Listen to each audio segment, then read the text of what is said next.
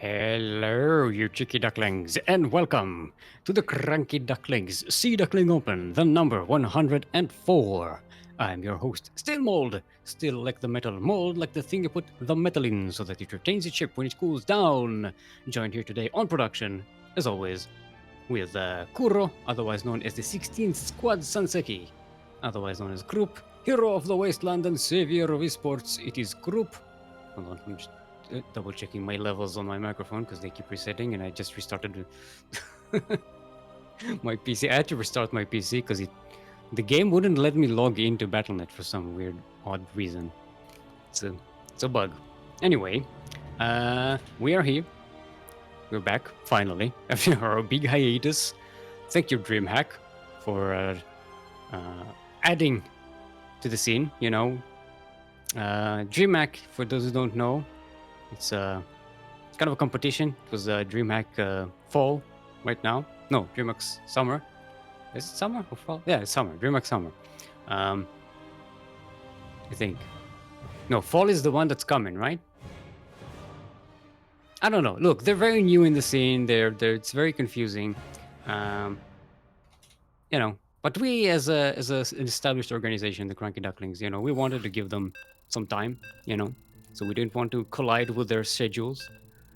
So we postponed the SDO and MSO and GPO, regular tournaments that everyone loves and knows. You know, to give the little people, you know, some time to shine. But now we're back because DreamHack is it's not over, but you know, now they're down to like the the actual main competition. They don't need us anymore. Yeah, we were the B stream for the qualifiers, and no, we casted the qualifiers, and then we were the B stream for the group stages. Yes, that's the one, right? Yes, is that how it's called? I'm not an expert. Don't ask me. Stop asking me questions. Why are you asking me all of these things? Anyway, we are here, finally back on Blackburn LE, where I am frozen. What the hell? No. Kuro forgot to switch UI. Hey, we talked about it before. Yay! Perfect production. Perfect production. Oh no, I'm frozen again. I have 1,000 ping. That's not good. Anyway, in the southwest corner of the map are Blue Zerg. All the way from the land of Canada. Currently living in the Australias, though. It is FizzSerpent, otherwise known as Nerdlings. What? No. Wait. No. Oh.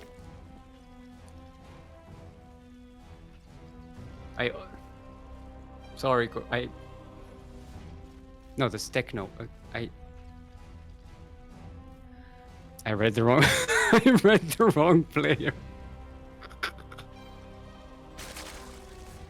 And in the southwest corner of the map, it's Techno, otherwise known as Nerdlings. The other one was FizzSerpent. It's sorry, Koro. Anyway, we have ourselves a PVZ here. Nerdlings opening up quite aggressively. Not so progressive. Let's get a probe there on the other side of the map.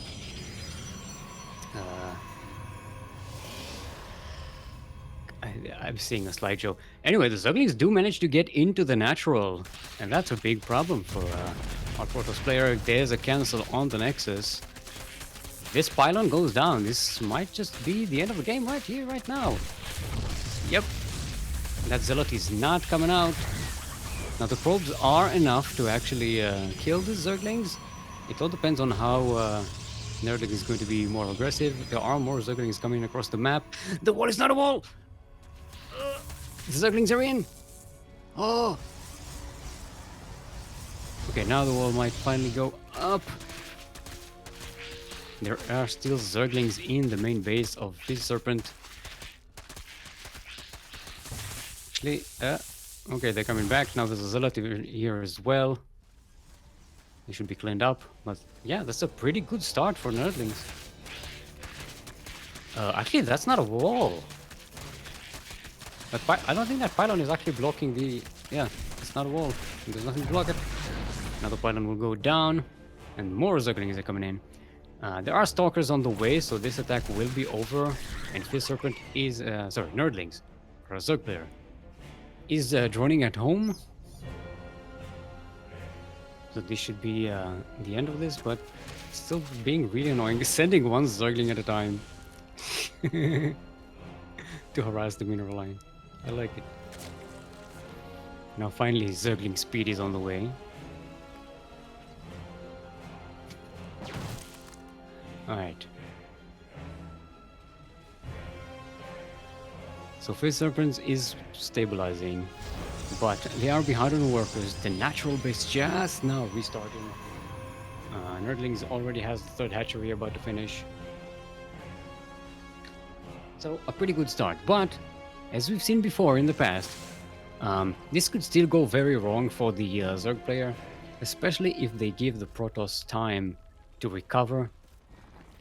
We've seen this a lot, sadly.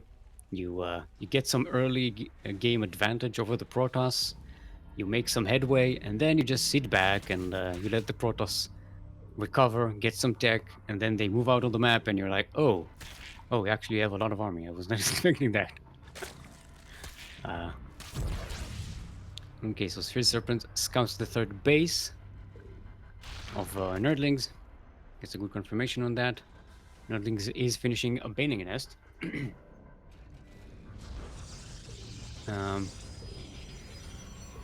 Ooh, it's a lot of Zerglings on the way for Nerdlings. Getting ready for that Bane bust. Now, FizzSerpent does have a shield battery over here. Actually, no, where's that shield battery? Was it cancelled? They cancelled the shield battery. Oh no. I saw it on the production tab and I was like, alright, so they'll have a shield battery, but no, it was cancelled. Ooh, that's a bit of an oof. FizzSerpent wasn't expecting this much of a bust. And I don't think they have enough. The Balings would be enough to just destroy this small force right here at the front.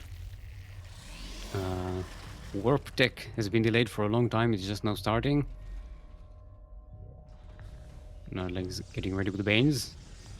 How many Banelings do we have? We have 10 Banelings with one more on the way. And they are a waddling. Oh, they're on move command! And they all detonate at the same time. Oh, that's a bit of a miscontrol by Nerdlings. However, it should still be enough because it opened up the path and there are a lot of Zerglings here. And yeah, this should be it for the Protoss player. There's just nothing they can do. It's a great follow-up by Nerdlings. And now this gateway is going to go down before the Stalker comes out. The other one is going to get depowered. And now it's just Zerglings versus probes, and a lot of Zerglings versus a lot of probes. Zerglings win it. More Zerglings are streaming across the map. GG's gold. And Nerdlings, otherwise known as Techno, is going to take game number 1.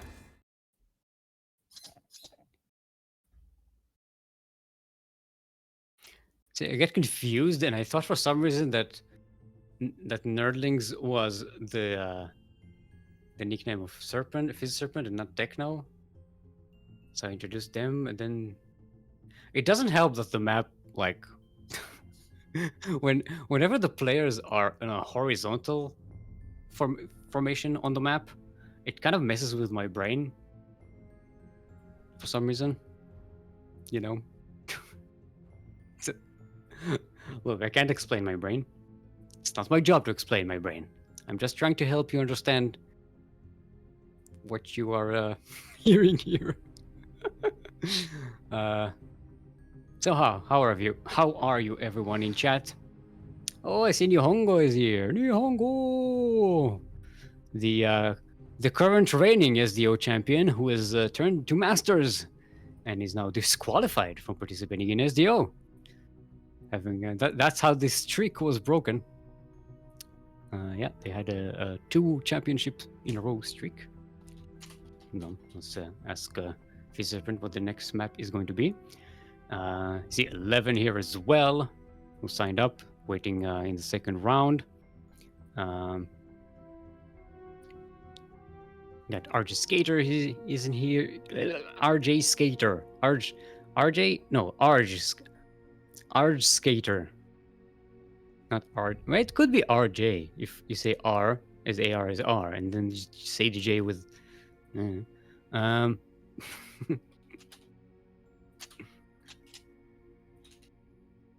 um.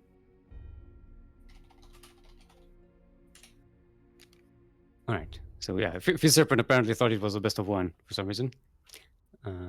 Okay, so Romanticide. That is going to be our next map. So mark that up in your map bingo. We got Romanticide and we got Blackburn already. We have Oxide on the bracket, and we've got Beckett Industries on the bracket. So we just need Yaganathan, Lightshade, and there's another one that I'm forgetting. Which one am I forgetting? 2,000 atmospheres. That's the one I'm forgetting. 2,000 atmospheres in space. All right, let's do a race check. Sure, everybody's the correct race. See if everybody's prepared. And we shall get right into game number 2 of this series.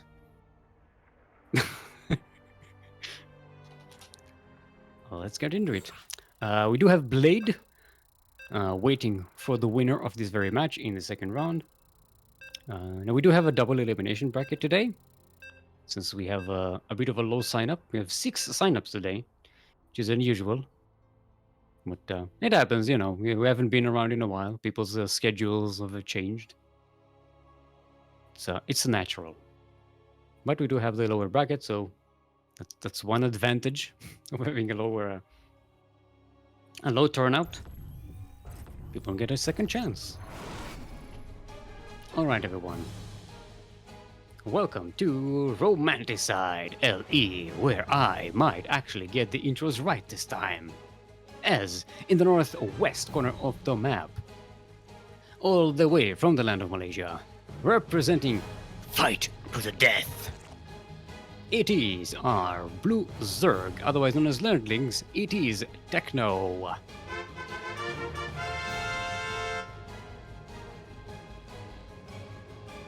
And in the southeast corner of the map, all the way from the land of Canada, currently living in Australia, our red Protoss is FizzSerpent.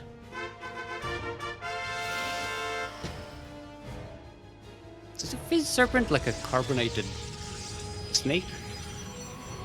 It's like a snake that drank too much soda and it's burping. Like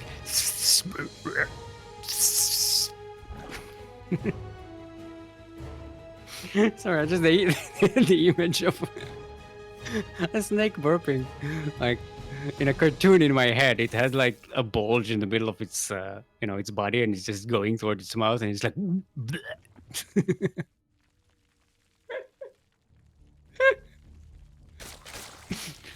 Well, this time I'm entertaining myself. Well, Nerdlings goes for the full force again, sending some Zerglings across the map. This time not as many, it seems. Remains to be seen whether this will be as an aggressive opening as it was on Blackburn. This time FizzSerpent might want to be walling off a little better. FizzSerpent did scout this coming, so they should know. There is a Zealot there. Comes out in time this time. So Nerdling's gonna munch on this cybernetics core, try to do some damage, bait that Zealot out of position. It's actually getting quite low on health. The Zealot is being very diligent, not leaving an opening, but yeah, the Cybercore is going to go down. That's going to be a nice delay on production. Oh, the Zealot gets surrounded, and the Stalker gets surrounded as well. It comes out on this side of the wall. Ooh. And the wall is not a wall. The wall is not a wall. Okay, only a couple of Zerglings managed to get in there, but it might actually be enough to get surface area on this next pylon, and that will go down. There is a shield battery, but it has nothing to charge here. Actually, there are two shield batteries with nothing to charge. Okay, so Nerdlings realizes, well, I can't get rid of these pylons before more units come out, but what I can do is just continue to harass these probes. So there's no mining on FizzSerpent side of the map. This time FizzSerpent did not cancel the Nexus like in the previous game. So their recovery for the Protoss shouldn't be as long as it was in the previous game. You have a much better recoverability ability. But this time Nerdlings also isn't throwing the Zerglings on top of the probes, just floating around, making sure FizzSerpent is constantly occupied with the Zerglings, can't really stay in this mineral line comfortably and safely. Yeah, every time the probes are removed from the mineral line, that's another bit of value that Nerdlings is getting here. Trying to get us around on these zealots, but that's not enough Zerglings to actually get that. Ooh, this time it's a Roach Warren on the Zerg side. I like that. Switching it up. Now, FizzSerpent hasn't started Warp Gate tech yet, which might come back to be a bit of a problem later on. Is it the result of not having gas mining for a long time? They just don't have the gas for it? Okay, finally, these Zerglings are from the first attack here. They finally get cleaned up. FizzSerpent is now free to start, start playing the game they wanted to. But the Zerg is already droning up. The Roach Warren is finished. Now there's Zergling speed as well. Oh yeah, that's a bit of an oversaturation on the gas here. That is inefficient. Yeah, there we go. Now it's fixed. Okay, so Nerdlings is going to have map control here for a bit. Just until FizzSerpent can get some more stalkers out. Oh, purple. No, sorry, not purple. I know colors are blue Zerg. To be fair, Zerg is mostly purple anyway, regardless of what color they are. So technically I'm right. It is a purple Zerg, right? Yes, I'm correct. Koro will agree, I'm sure. So our blue Zerg is ramping up the Roach production. That's the word I was looking for. Roach production. Larry's on the way as well. Roaches are waddling across the map. I don't know if Nerdlings can really push through here, or whether they even should be pushing through. At least until Roach speed is done. Maybe you want an upgrade or so. Range upgrade for the Roaches. So there's going to be a couple of Ravagers, 4 of them, in fact. Just 2 couples, actually. I can do numbers. FizzSerpent is going for our robotics facility, but it's going to be a while before that is finished. FizzSerpent moves outside the wall, trying to block the Zerglings from getting in there. The sentry wasn't really used all that much. Now there's a bit of a force field help here. Yeah, one of the sentries died with full energy. So the shield battery goes down. The Zerglings are mounting on probes at the front, Roaches at the back. Ravagers are going to kill this gateway before the Zealot comes out, and this looks like another decisive win for the Zerg player here. Starting out very aggressive and then following it up with another aggressive push. It was a Baneling Bust in the first game and Roach Ravager Zergling push in the second game, and it worked fantastically. Techno wins the series and will face Blade in the second round.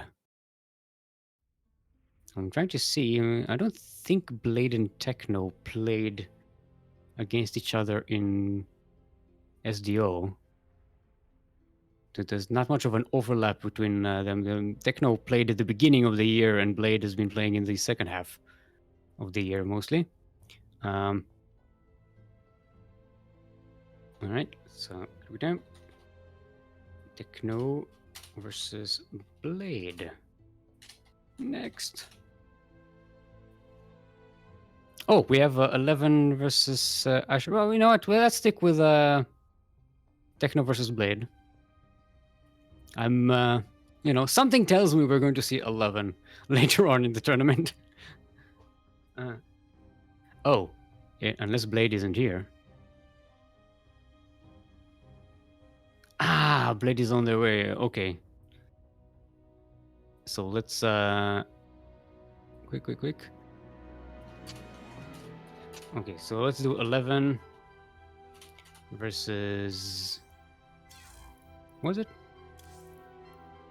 AsherBro.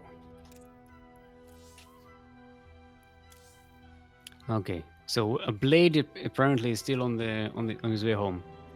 Hence, no,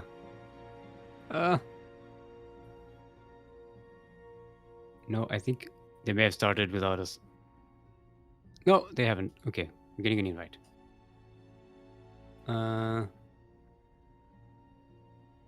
Hold on. Let's remove the people from the party. Let's get Kuro in the game. There we go. Alrighty. Okay, we are ready. So we have 11 versus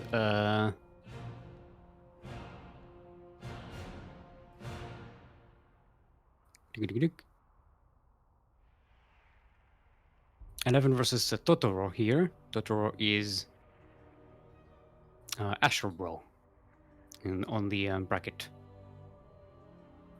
We just open up some more player tabs here so you can I can have the information.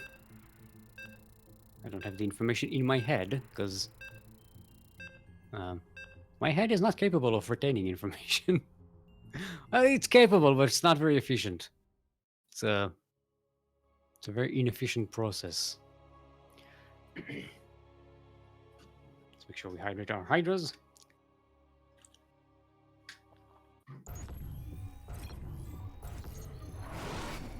All right, everyone. Welcome to Romanticide. Romanticide, where love goes to die. We're in the southeast corner of the map, all the way from the land of the US of A. Our purple Protoss representing Risen from the Ashes. The 2 times, count them, 2 times, is the old champion 11.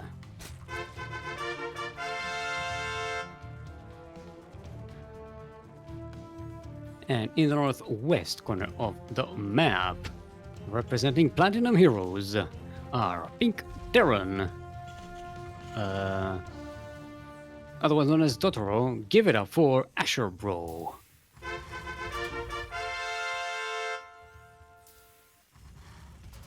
I don't think we have them on the player list, I think. Right? Not sure. I think this is their first time playing.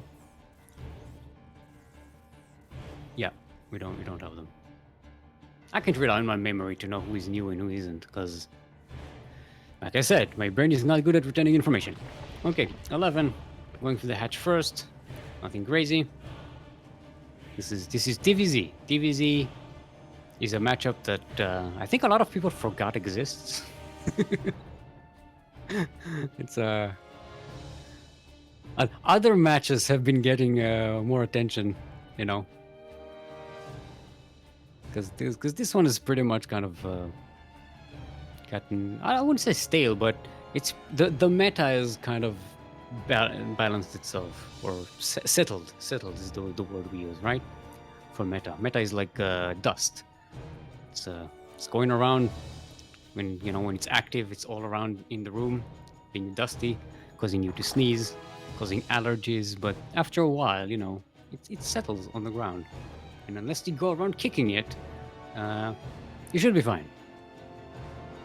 If you go around kicking it, then suddenly everybody sneezes. Yeah, that metaphor is actually pretty good for describing the meta, right? With yeah. Right. 11 going for third base. Totoro flirting with his Zerglings. Not going to scout the third just yet.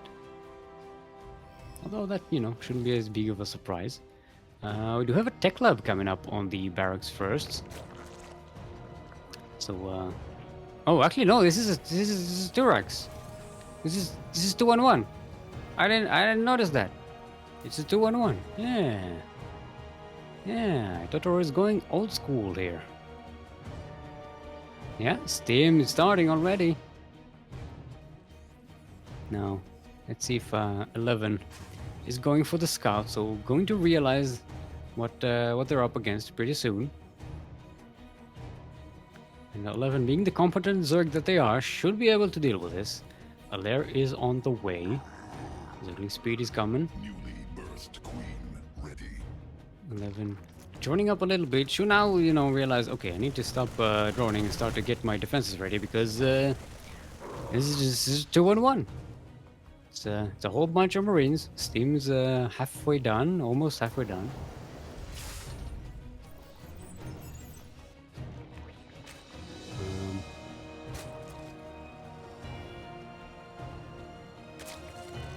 Trying to think what 11 was going to be going for. Because there's no Roach Warren.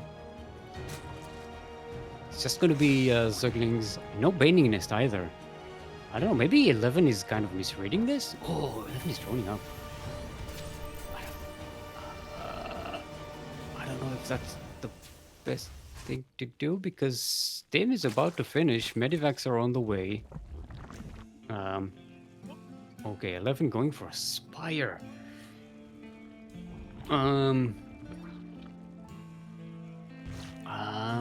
Yeah, might be good.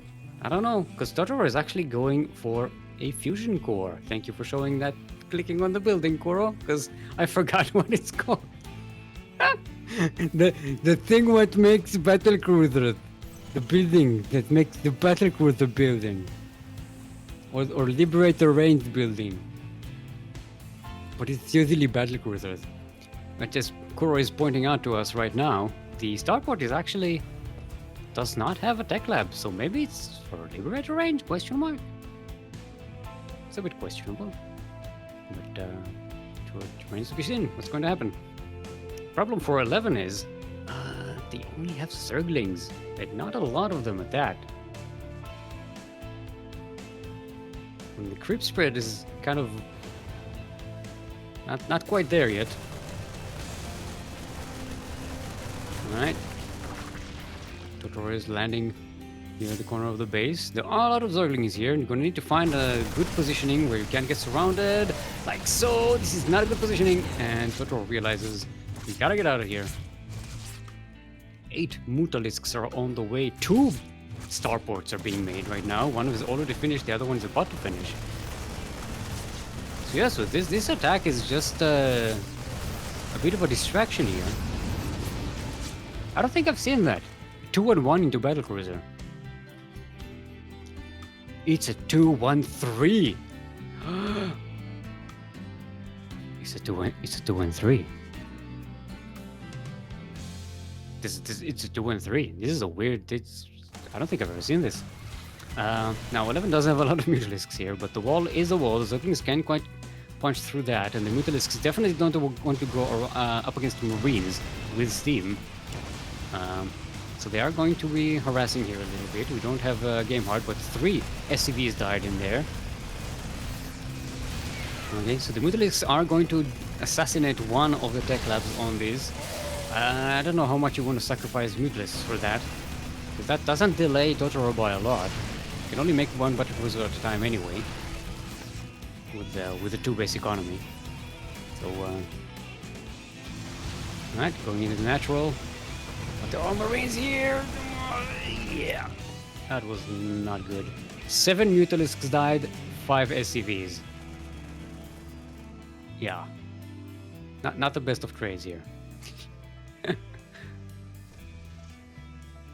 And Totoro holds. 11 didn't quite get the retaliatory damage that they wanted. And now our Zerg is behind on worker production. And they're in trouble. Because they know there are battle cruisers coming. There's just one already finished. It's up here with the main army. It's not even going to be sent to harass. Well, sniping the Widowmine, which is nice. The last Mutalisk dies. But these Loaches, they just can't be here. There's too much Marines. The battle cruiser is just kicking behind. These Marines don't even need me. Who needs air support when you have so many Marines? Yeah, Darren is going to push, and 11 just doesn't have anything to defend.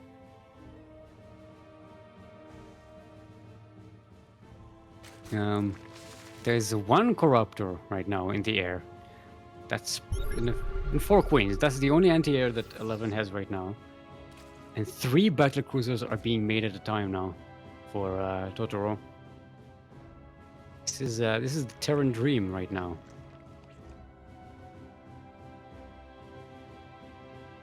Now the Terran is still on 2 bases. Now building that 3rd command center on the high ground. Going to be floated into position. And we have more barracks coming up. Yamato is on the way, +1 weapons is on the way, combat shields is starting. That was delayed for quite a bit. I'm guessing Totoro wanted to save the gas for the battlecruisers. They're a bit of a gas-guzzling unit, that thing. And especially since Totoro is on 2 bases, you know, only have 4 gases. That's not a lot to be producing on 3 starports. But now Totoro has 4 battle cruisers, 23 marines. 11 only has 7 queens and a corruptor. That's the anti-air for the Zerg. Totoro is giving 11 quite a lot of time here.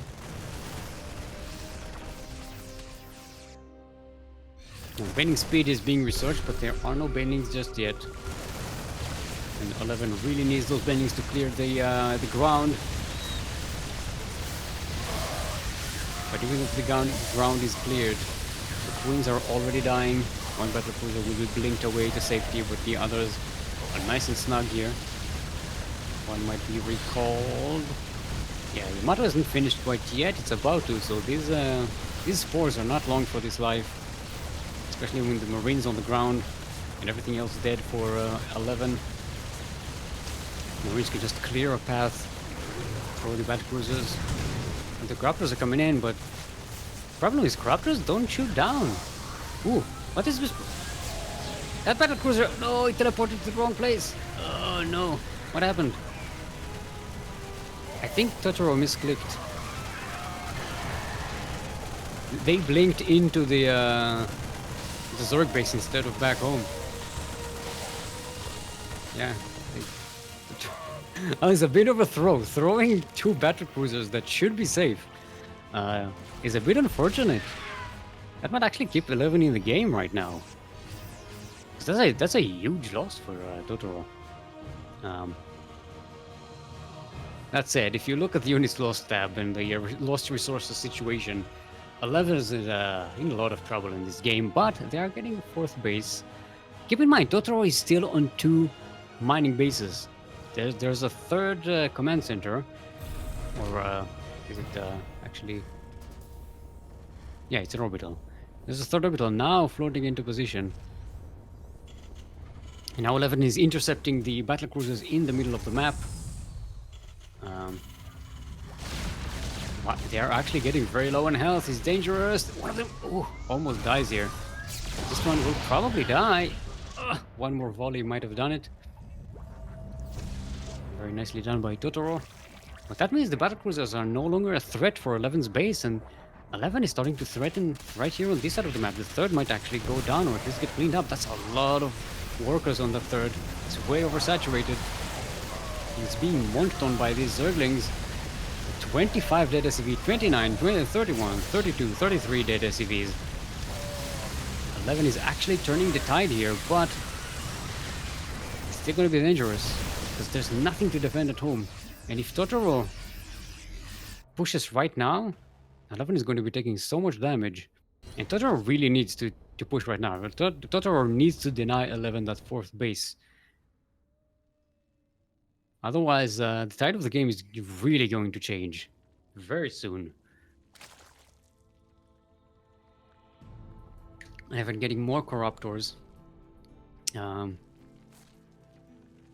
are the upgrades right now?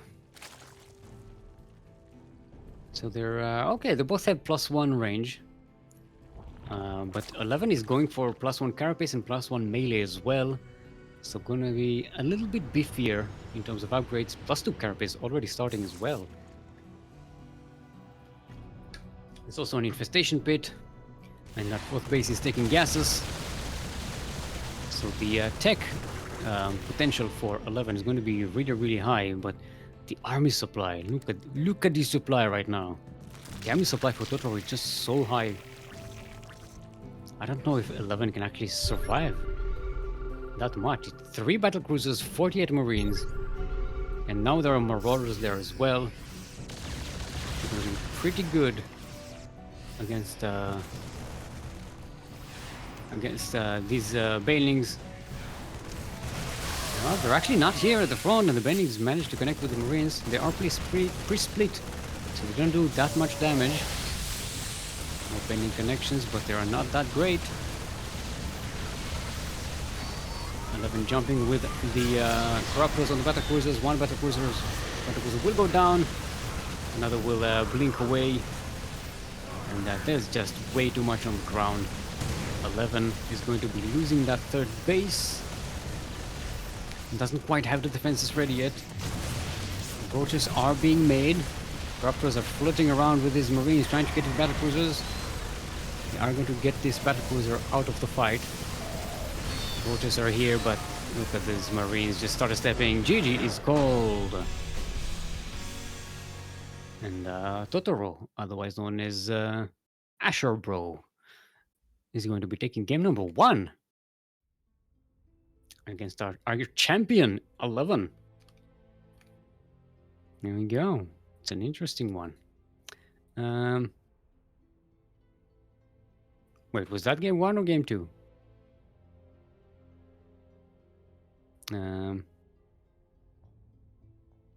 Okay, that was game 1.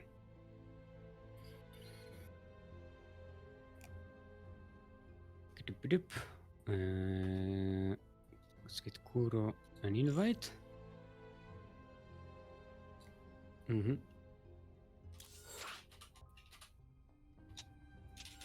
Let's double check that this was game 1. Just to double check, because we kind of dropped in on them. Okay. It was game 1.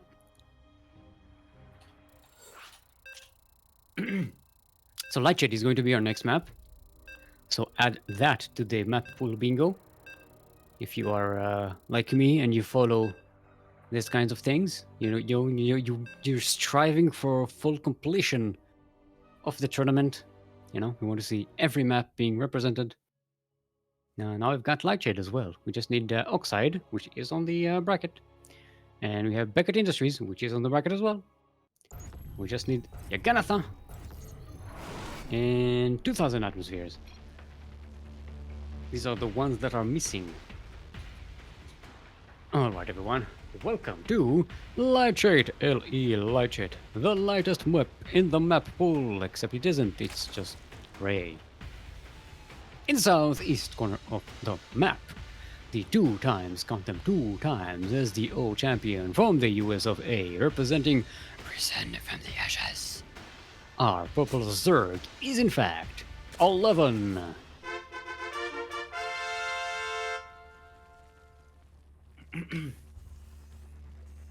And in the northwest corner of the map, a debut appearance in our tournament, representing Platinum Heroes, our pink Terran is in fact Totoro, otherwise known as AsherBro.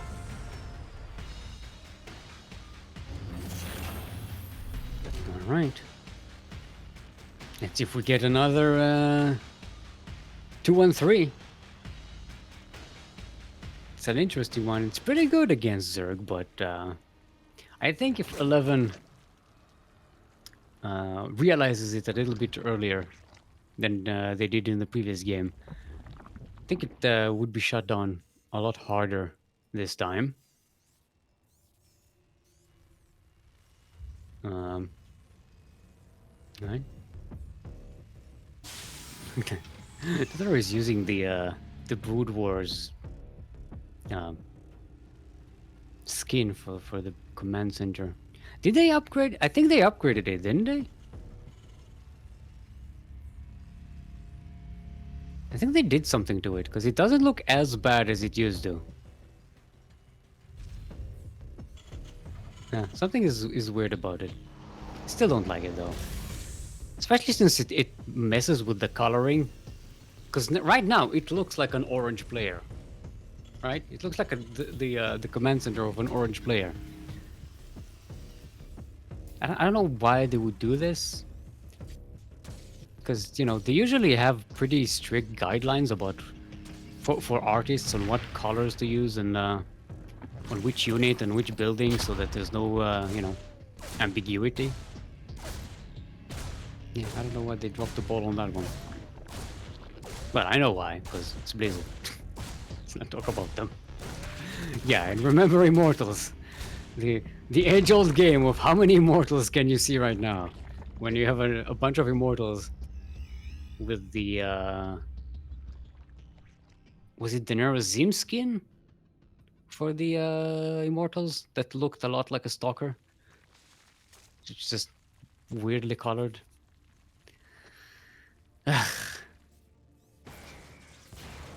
I hate game skins. I was so happy when they said that GameHeart would actually disable the in-game skins for the players, so that at least the players can see the game properly in a way that is equitable.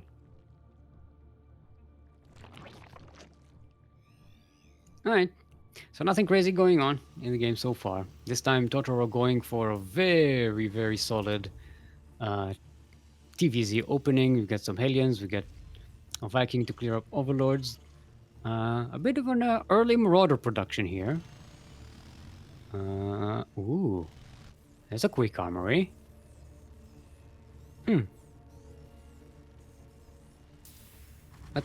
What's that for? Where there's Marauders with concussive shells. Usually you only get the armory this quickly. Oh, for the Hellbats. Okay, there we go. I forgot. I was like, I thought for the Widowmine invisibility thing, but then I was like, no, there's something else. I'm missing something. Yeah, no, Hellbats. That's. Look, it takes my brain a little while, but you know, it's part of the process. Since I'm solo casting, you know, all I can do is like clue you into to my thinking process, and I know it's a bit of an exercise in insanity. But since it's my insanity, I'm comfortable with it. So yeah, it's gonna be a Hellbat drop here from Totoro. No, it's actually just Marauders and SCVs. Where are they? Oh, the Hellions are just going to ride. They're gonna take their the ground route. Ooh, actually, some of them get surrounded here before they turn into Hellbats, and that's a bit of an oof. So they actually go down before they can clear out a lot of these Zerglings. But now the Zerglings are cleared out. I don't know how this can work. There's some Marauders here and a couple of Hellbats, but the Queens should be able to deal with that. Oh, nice repair on the Hellbat. See, the SCVs, they can repair the Hellbat, but they can't repair the Marauder. Like, the Union does not support fixing Marauders. That's part of the health warfare union. It's a whole thing. Alright. Okay, Queens managed to take care of the Liberator. Banelings are rolling in, but the Banelings don't have much to kill here. It's just Hellbats and Marauders and Hellions. Not exactly prime bending targets. So 11 is in a bit of a nasty situation here, but nothing that a handful of Zerglings won't be able to clear up. Ooh, that Medivac was very low on health. Got out of there just in time. And yeah, 11 holds up pretty nicely. Loses a couple of queens and a lot of zerglings, but Totoro lost a hell of a lot more in terms of value. Lost the Viking, that lost the Liberator, a lot of Hellbats and Hellions, which are a little more expensive than Zerglings, you know. And now 11 is on the other side of the map, pushing against that wall, keeping Totoro confined to 2 bases. One Marauder gonna... Unfortunate Marauder gets stuck out of the wall.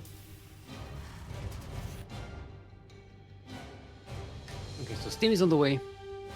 Widow Mines are coming. And that's where it's helpful to have that armory, because, you know, they are going to be invisible Widow Mines even after they shoot. It's a nice little upgrade. 11 is getting Bailing Speed, +1 Carapace, +1 Melee. So this is going to be a very strong anti-bio army for 11. Also double expanding. Actually, no, that's not a double expand. That's an expand and a macro hatchery. That blob is a bunch of zerglings just standing around. I thought it was another hatchery for some reason. Okay, there's a Watch Warren as well. So 11 getting nice and techy, spreading that creep. There's a bit of an opening here in the north where Totoro can sneak around, but Totoro is actually picking up and going for a drop into the main base. 11 doesn't have a lot of vision on this side of the map. In fact, none vision on this side of the map. There's only 1 medivac full of Marines, so it's just going to be harassy. It's not going to... shouldn't be doing super game-ending damage. Although there is only 1 queen to defend. And the army is quite far away, so this should be getting some damage. At least kill the queen. Maybe this roach as well. No, the queen actually gets away. So 1 probe is going to die, but that's it. Actually, no probes died. Especially because there are no probes here. This is a TVZ. What I mean is no drones died. And we have a lair on the way. Sorry, a hive. No, yes. Hive. Yeah, hive on the way. Yes, I double checked because it still confuses me after all these years. And we have a lurk. By the way, there was a Hydra Den and a Lurker Den. Is on the way as well. So 11 just spinning it up into a late game Zerg, while Totoro is catching up, just now getting combat shields. It's all going to be down to those Widow Mines. If there are good Widow Mine hits here, and 11 doesn't split the forces all too well, this may do some damage. But as it is, gonna cancel on the 5th base. But 11 is sitting comfortably on 4 bases. Totoro still hasn't taken a 3rd, by the way. Oh, that was a lot of friendly fire from that Widow Mine. Ooh! But this one clears out the Banelings. Ooh! Bile's taking down one of the Medivacs. Dropping down on some of the Marines as well. Now there's detection. And 11 can go down this ramp, clear out the Widow Mines. Oh! Don't bile your own Zerglings, 11. Please. And Totoro realizes GG's are in order. Because 11 just has too much, and Totoro will steal on 2 bases for a long time. And there you have it. We have ourselves a sideways 1-1. Alright, on the other side of the bracket, it looks like Blade did not manage to get here in time. And Techno gets the walkover. And is waiting in the semifinal for the winner of this very match that we are casting here today. It's a so FizzSerpent is the only Protoss we have right now, right? Correct?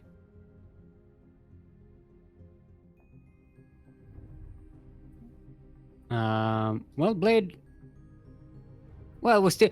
Blade still has a chance to come in if they show up for the lower bracket. Yeah, you're right, Kuro. I forgot about the lower bracket.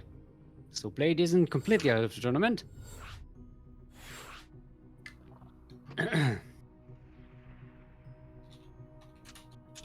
Alright. Catsers ready. We are not casters, we are catsers. We are catsers! We are very fancy cat. Meow. We are now a clan of fancy cats.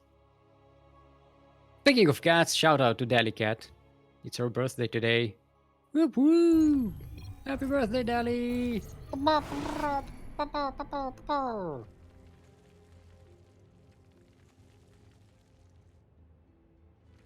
mean, Elite is Mikot?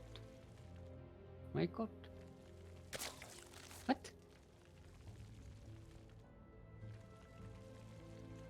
Oh, the cat people in Final Fantasy. Okay, there we go. Should have said Khajiit. I would have known what you're talking about.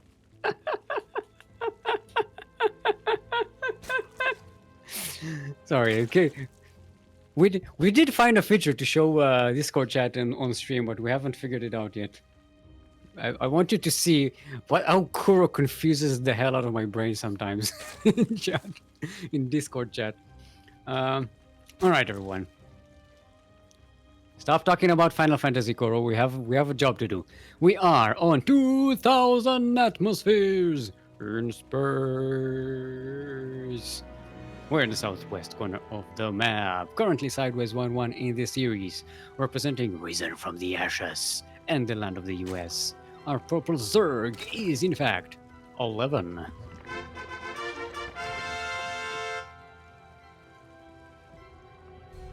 And in the northeast corner of the map, our pink Terran, representing Platinum Heroes, otherwise known as AsherBro. Give it up for Totoro.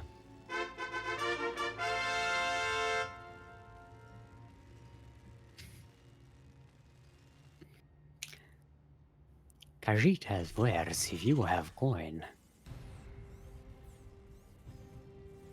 I haven't played Skyrim in a long time. Need to get back on that. Was I streaming Skyrim at some point? Recently? Like a few months ago? Yeah, I started a Skyrim series. I kind of stopped it in the middle because I don't know. Yeah. That's all I have to say about that. Okay, so Totoro going for a 1-1 so far. We're not getting a 2-1-3.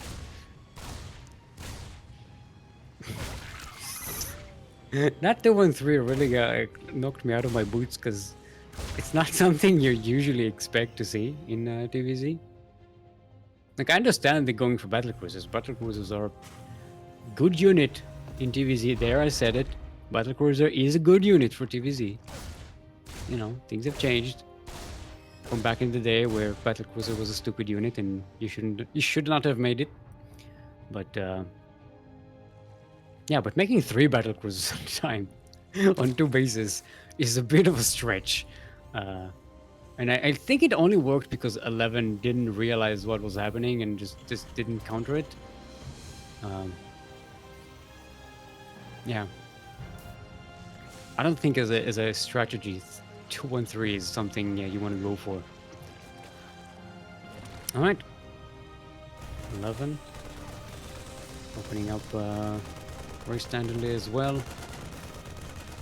Getting that Bailing, Zerling, sorry, Bailing, the other one, Zerling. For some reason, I'm saying Bailing instead of Zerling a lot lately. Don't know why. But Totoro is starting up with a Liberator. It's going to be Liberators, Hellions. No Armory this time. So not going to have Hellbats.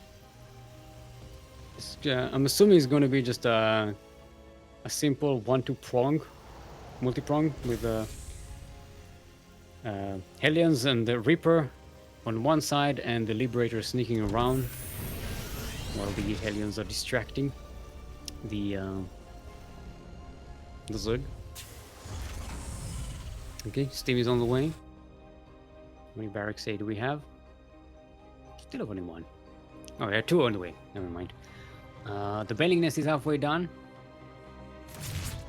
11 has a lot of Zerglings and a whole bunch of queens here. And that should be enough, if not to completely push Totoro back, but it is delay enough so that 11 gets some more stuff. 11 just droned up quite hard. And there's a lair on the way as well. Yeah, 11 is just droning up. Totoro is just making army units. This is a... Oh no, actually Totoro is getting a third base. Never mind.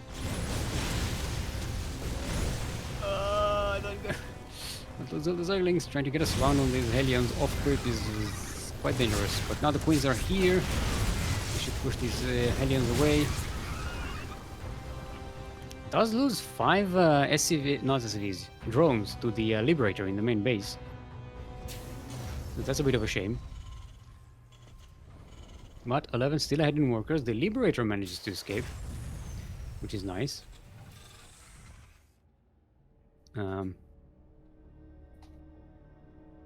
Starport moved to the reactor, so might actually get some medivacs here, and not full antivacs. What are we zooming in on?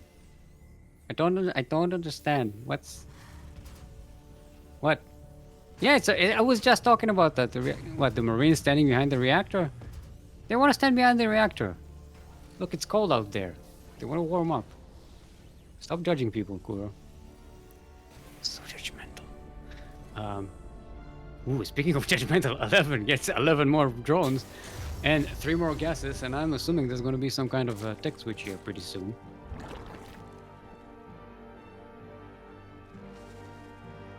Plus 11 is going to be up on 6 gases. Bending speed is halfway down. There's that Roach Warren. I was actually expecting Mutas for some reason. Just judging by the amount of gases. It would have been helpful here. I don't know, 11 droned up pretty hard, but now doesn't really have the army to stop Totoro here. Totoro is a very, very powerful force. Got some Hellions at the front to deal with the Zerglings, a Liberator sneaking in from the back, got Steam Marines, and a couple of tanks as well.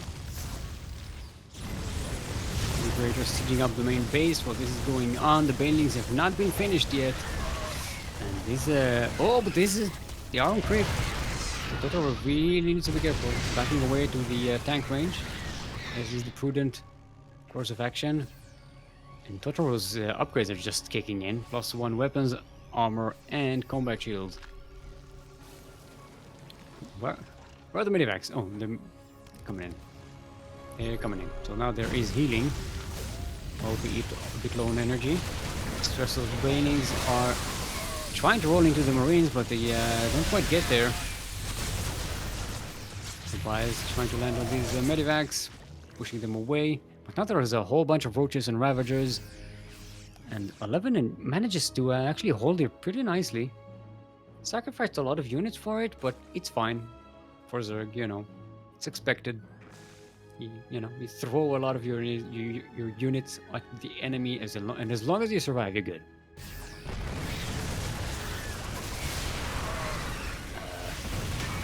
Nice Buzz taking care of the tank. 11 can push a little forward, trying to take care of this bio army. There's still 3 tanks on the low ground. Buzz will take care of one of them.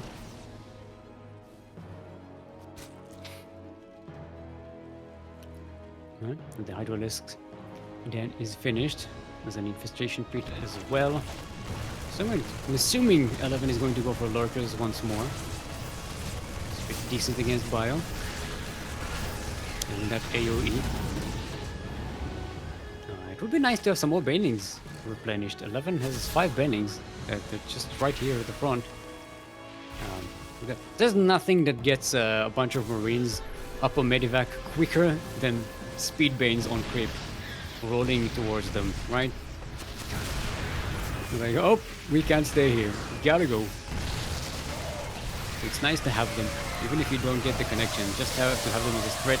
But these are actually decent connection. Most of the bio is gone. There's just... When I say most of the bio, I mean there's a Marauder left. Okay, so more reinforcements are coming in across the map, but 11 is holding up pretty nicely. More reinforcements are coming in for 11 as well. We have a hive on the way. A lurker den is being made. Boat speed is about to finish as well, which will give 11 a little bit more mobility. But we're trying to flank the Zerg here, but coming in through the choke point isn't helping. And all of this bio is pushed without the backup of the tanks. Whoa, nice. Was that a pickup? No, that was not. The tank was dead. I just didn't see an explosion, so I thought maybe the medevac somehow managed to pick it up at the last second, but no, the tank was still sieged. So that is impossible! Can you imagine if medevacs could pick up sieged tanks? That would be crazy! That would really super unbalance the game, wouldn't it? That... that poor Marine! Oh no! It just flew into space. Oh boy. Alright, Totoro doing a decent jumping out the creep, but taking a couple of bailing seats there. It would be super dangerous. There are a lot of medevacs. So the healing is pretty good on this side of the map. Tank is all low on health. I just saw pieces of Zerglings flying in my face. Thank you very much.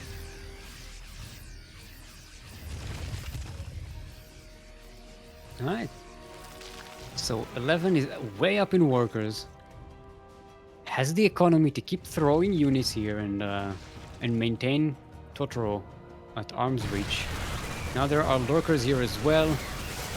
But 11 has enough units to actually push forward, get rid of the tanks, and Totoro really cannot push in here.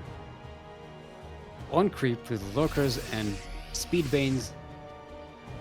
These are stress ball banings, they are spiky.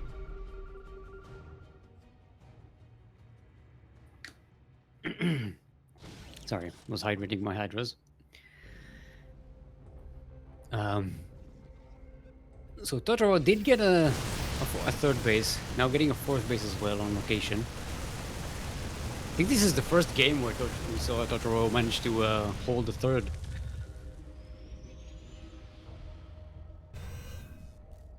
Eleven still has that scary army moving around here.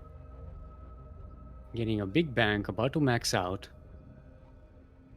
Getting adrenal glands, it's a +2 melee. Oh, gonna get a can. Ooh, no, that's a kill. It's a kill on this hatchery here, which is nice. But now 11 is chasing this Terran army off creep.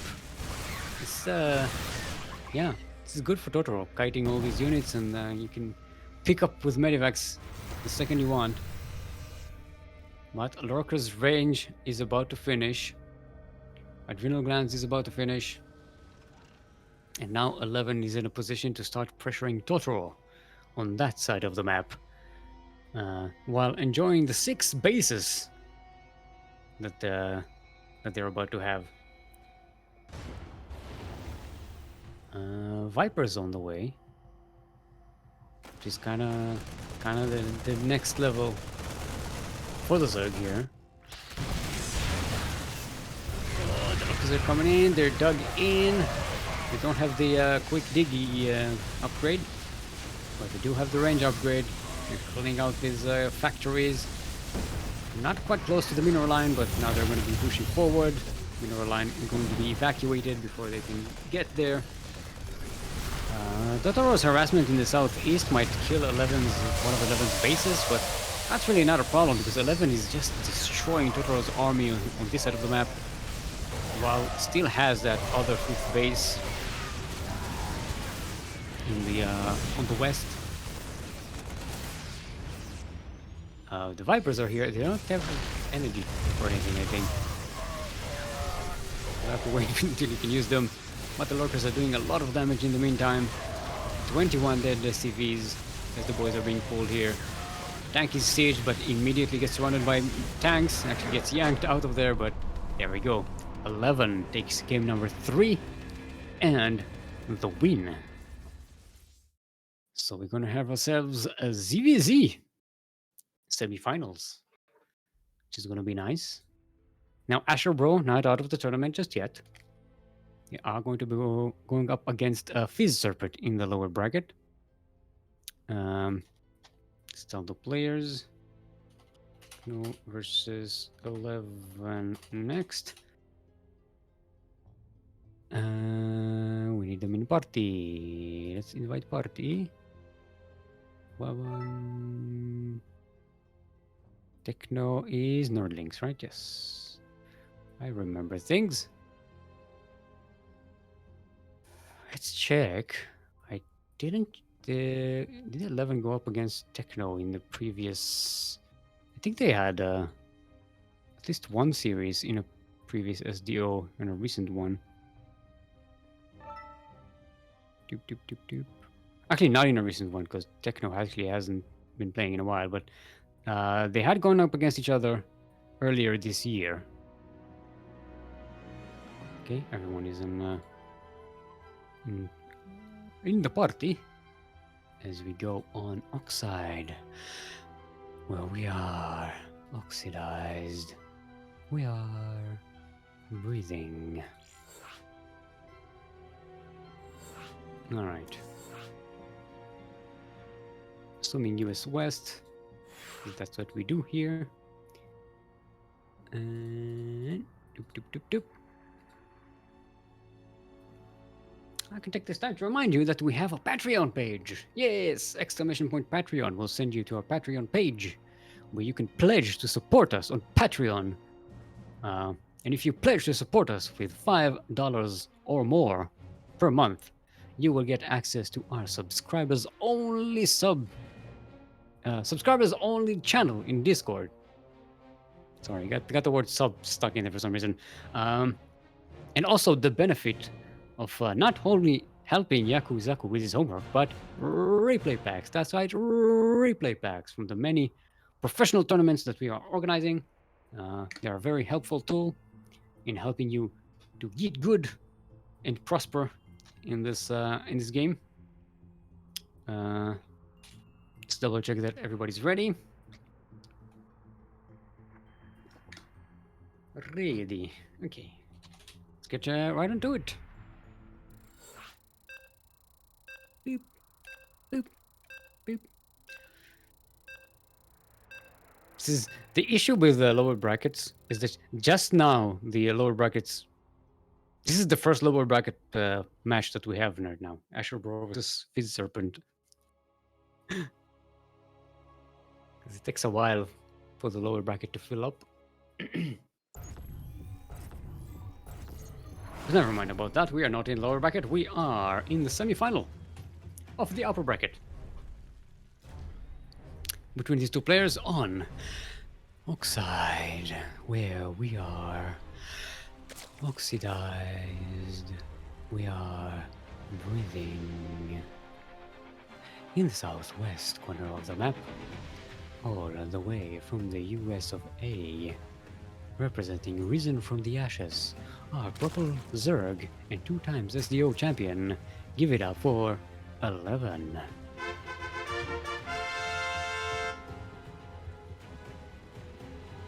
And in the northeast corner of the map, all the way from the land of Malaysia, it is our Red Zerg. Give it up for Techno, otherwise known as Nerdlings. Who is going pool first? Was that a 16 pool? I think it was a 16 pool. 11 did go hatch first. Going hatch gas pool. Yeah, if Nerdlings chooses to be super aggressive here, this might be pretty rough for 11. Because, you know, ZVZ is like that. Yep, 6 Zerglings immediately being made by Nerdlings. Those lings may be nerds, but they're going to be early. They're going to be early for their appointment. Let's see if Nerdlings gets more or is getting satisfied with the Link Team 6. Looks like League Team 6 just for now? Question mark? Yeah, but 11 sees them coming. Gets a whole bunch of Zerglings. Gets Spine? No, cancel the Spine. No, 11 canceled the Spine. Maybe realized, oh, but there are no more Zerglings coming in. It's just these 6. Let's not overextend. Very nice response there by 11. So gets a couple more Zerglings than Nerdling does. And we'll be able to defend this very easily. Speed will finish for Nerdlings a little earlier, but that's not a huge factor. The big factor is the Roach Warren for Nerdlings. 11 does not scout this, and it doesn't look like 11 is going to be scouting it anytime soon. Overlords are not in position to be scouting that for 11. This might be an issue. 11 is getting pain. Oh, nice. Catches the queen here. I don't know what the queen was doing all the way over here. It wasn't spreading creep because there was no creep there to spread, but, you know. Sometimes queen, they do that. They just waddle away into the wastes of creep. They just like, die. 11 is droning up. Nerdlings pumping out roaches. Yeah, Nerdlings is going to be super aggressive here. I don't think there has been a drone that's been made in the past couple of minutes. Well, 1 minute. 11 is none the wiser about this. We're not able to get Zerglings into the main base of Nerdlings. Nerdlings chases this Zergling. It really has to be... there we go.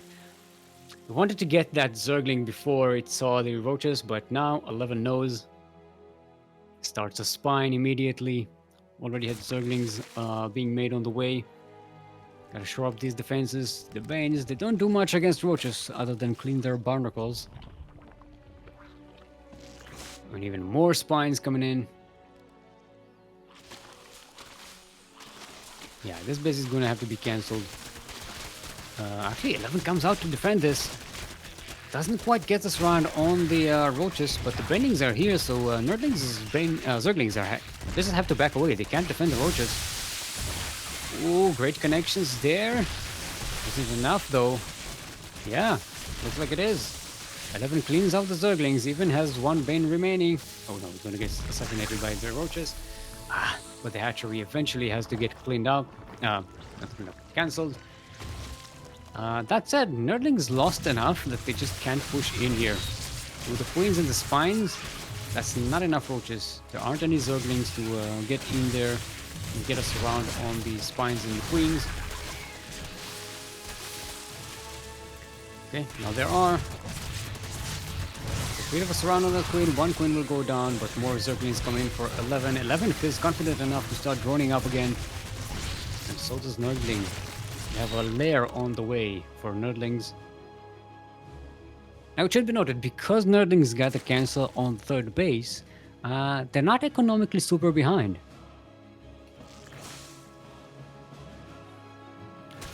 11 comes in here. Doesn't bring any Banes though, so Nerdlings might get the chance to actually defend against this. But gets a queen, which is nice. Launches on a few drones. I don't think... Yeah, 1 drone died. That's it. But it does give 11 a good scout of what Nerdlings has right now. 11... I don't think 11 scouted the 3rd. There's an overlord next to the 3rd base location for Nerdlings, but yeah, 11 doesn't get a confirmation on whether there's a 3rd or not, but does see the lair of Nerdlings, which is really important. So 11 starting to pump out roaches. Gonna win the roach war by numbers. So Nerdlings starting out with the roach speed. But 11 is just pumping out a lot, and lots of roaches. And in the roach wars, he who has more roaches has more wins. You know, as the say goes. And I know what the say goes, because I said it just now. We have it on record, I think. And I said disconnected. No, what happened? No, 11. Please, Blizzard.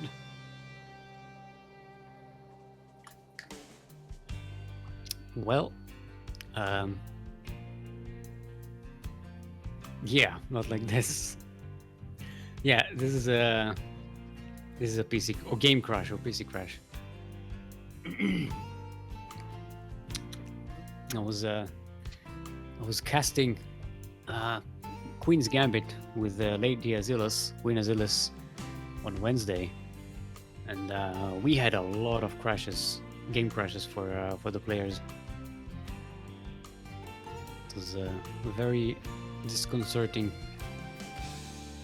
I had to restart from replay about 2 or 3 times during the tournament. I think it was 3 times. 2 of those were in the finals, final match alone. It was quite bad. But, yeah, let's restart. Let's recover from replay.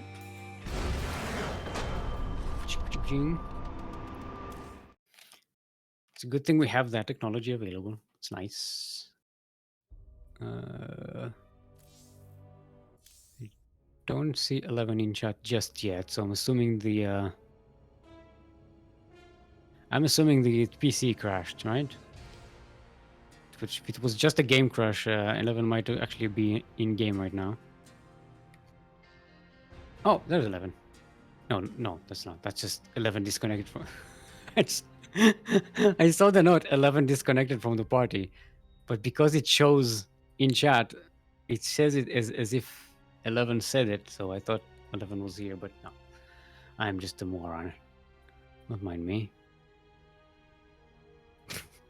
I'm a moron. How are you? How are you, people in chat? How's your day been going? How's your week? It's been a pretty hot one over here. Toasty 34 degrees, as is usual for a summer. It's actually pretty dry. It's bad for my throat. I'm almost out of water. I'm gonna have to refill during the break.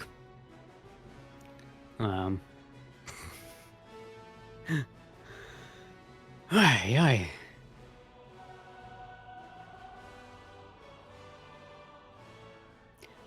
I also had a problem connecting today. So I connected to Battle.net, launched the... Oh! 11 is reconnected. We have a reconnection.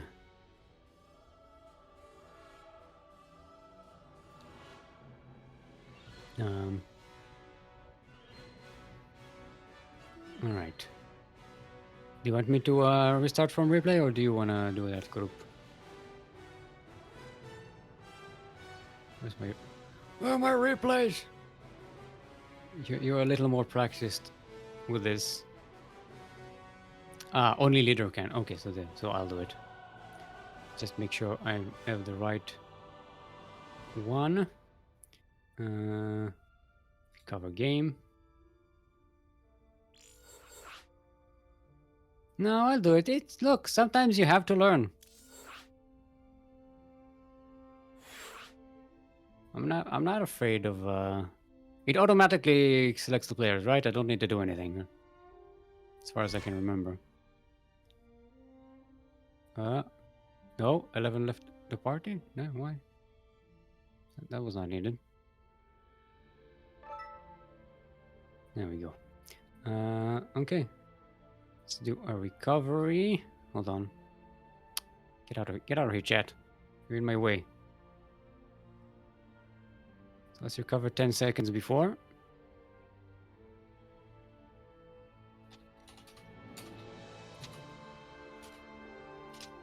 All right. Okay. There we go. Start! Boop. Boop.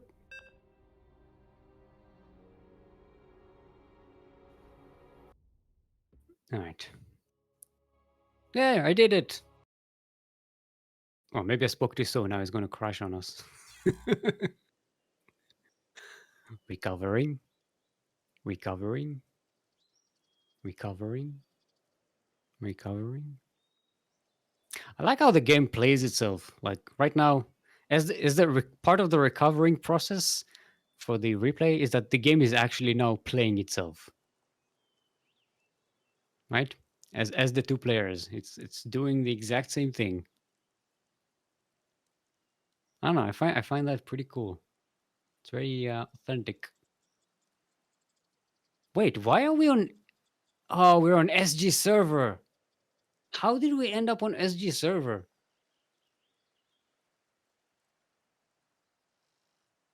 Because it's a replay. I can't select the server. God damn it. Ugh.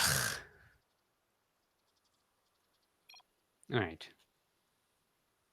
Hopefully, the game can now move in from now on. There we go. Everybody's ready. Can continue. So where were we? So 11, ramping up the roach production.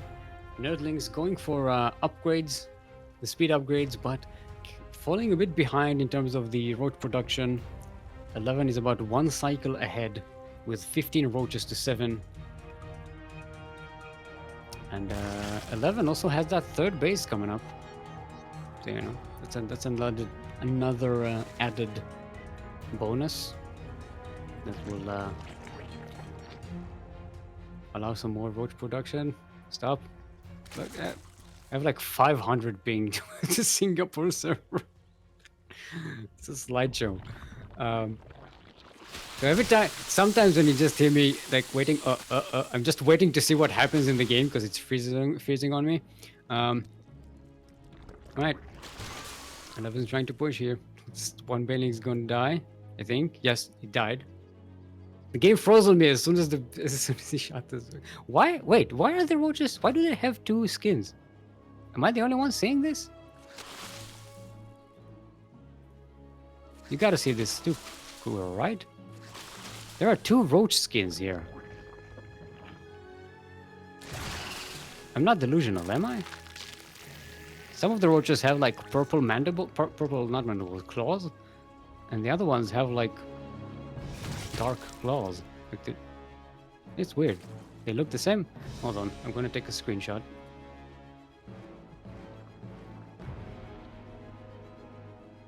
Yeah, they are not the same.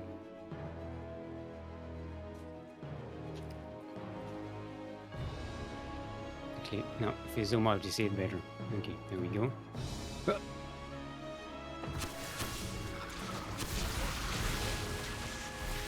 Yeah, it's really weird.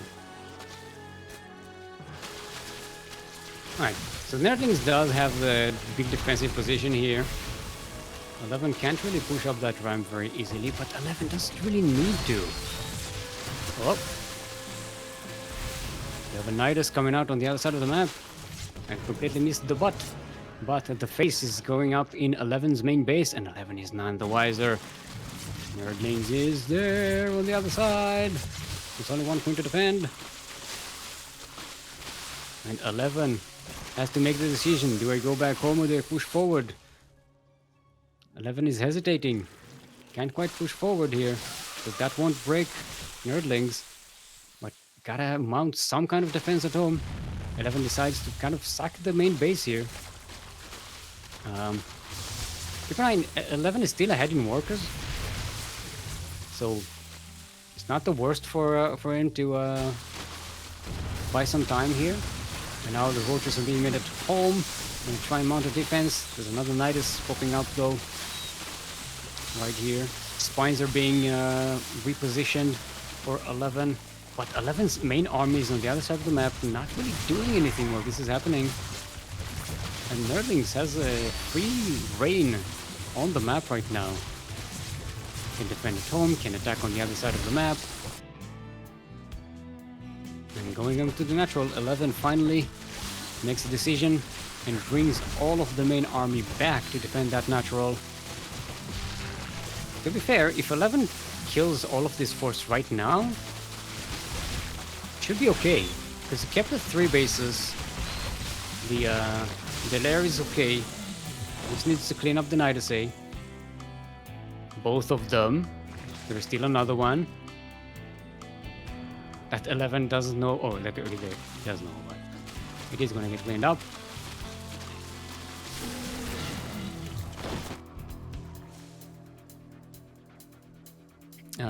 And finally, Nerdlings at 11 minutes into the game is free to start building a third hatchery. Oh boy. Yeah, there are two skins here. There are two shades of skins for the thing, and for Nerdlings, Nerdlings is let's see, Nerdlings is Overlords. Yeah, Nerdlings is roaches. They are all unified in terms of colors. That's really odd. All right. 11 trying to get a denial on that third base of Nerdlings. If this denial actually gets... Yeah, if there's a denial on this base, this is pretty much GG for 11. And that was not a cancel, that was a kill. Because Nerdlings is just never going to win a Roach War on two bases versus 3. Especially since 11 also has the Carapace upgrade advantage. Nice positioning situation there for Nerdlings, though. Gotta be careful not to overextend. You get looked from both sides, so your roaches can't maneuver. The bios will just rain down on them and completely destroy your force. And these roaches are very low in health, most of them.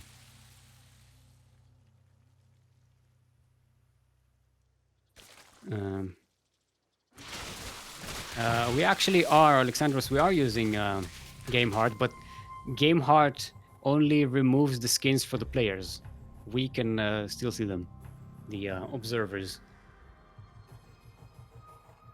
What? Oh yeah, there's two skins. See, there's two, the Overlords, they have completely two... It's like not even just a different shade, it's a completely different skin, because that one doesn't have the spikes on it. Is it... Wait, did you morph it into a Dropalord or something?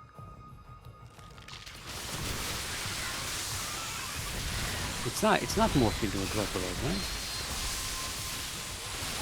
No. No, because they have the Vapor Trails, the Dropalords. Alright, 11 finally comes in here. This overwhelming force is going to deny the third again, and there we go. That was it.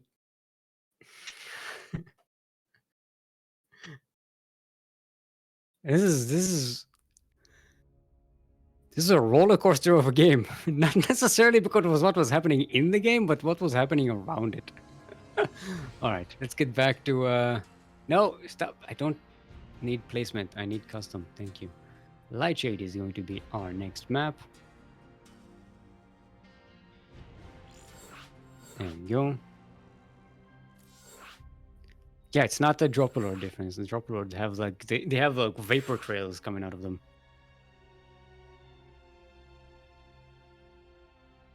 Alrighty then. Let's see if our players are prepared to go all the way. Let's make sure we hydrate our hydras.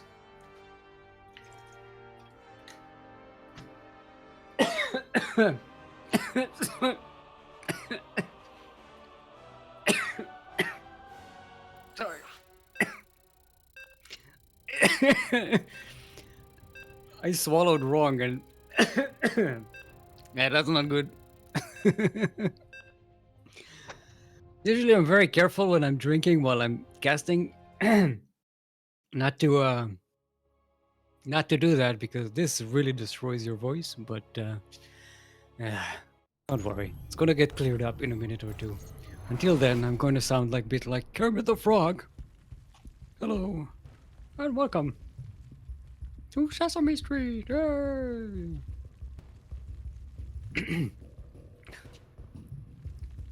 Now I want a Sesame Street themed map.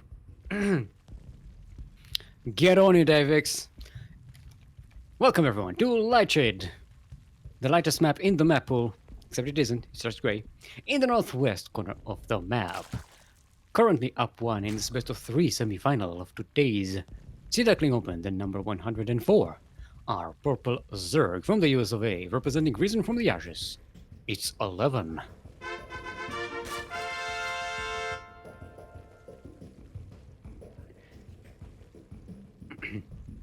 And in the southeast corner of the map, all the way from the land of Malaysia, representing Fight to the Death, our red Zerg is Nerdlings, otherwise known as Techno.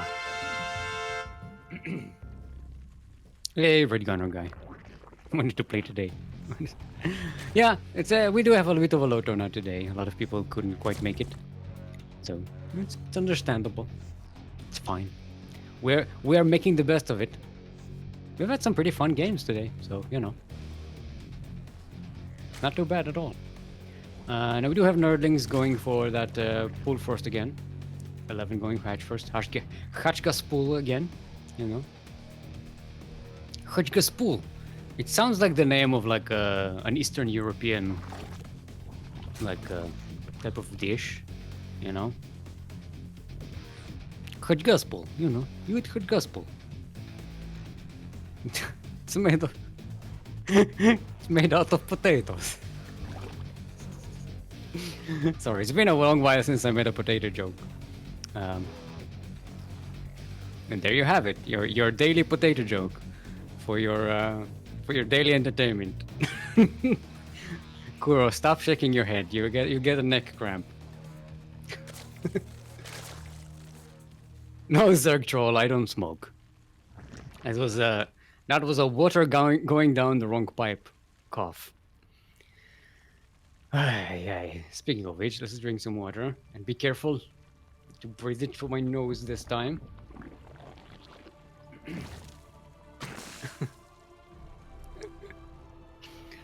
Look, it's we're being adventurous today.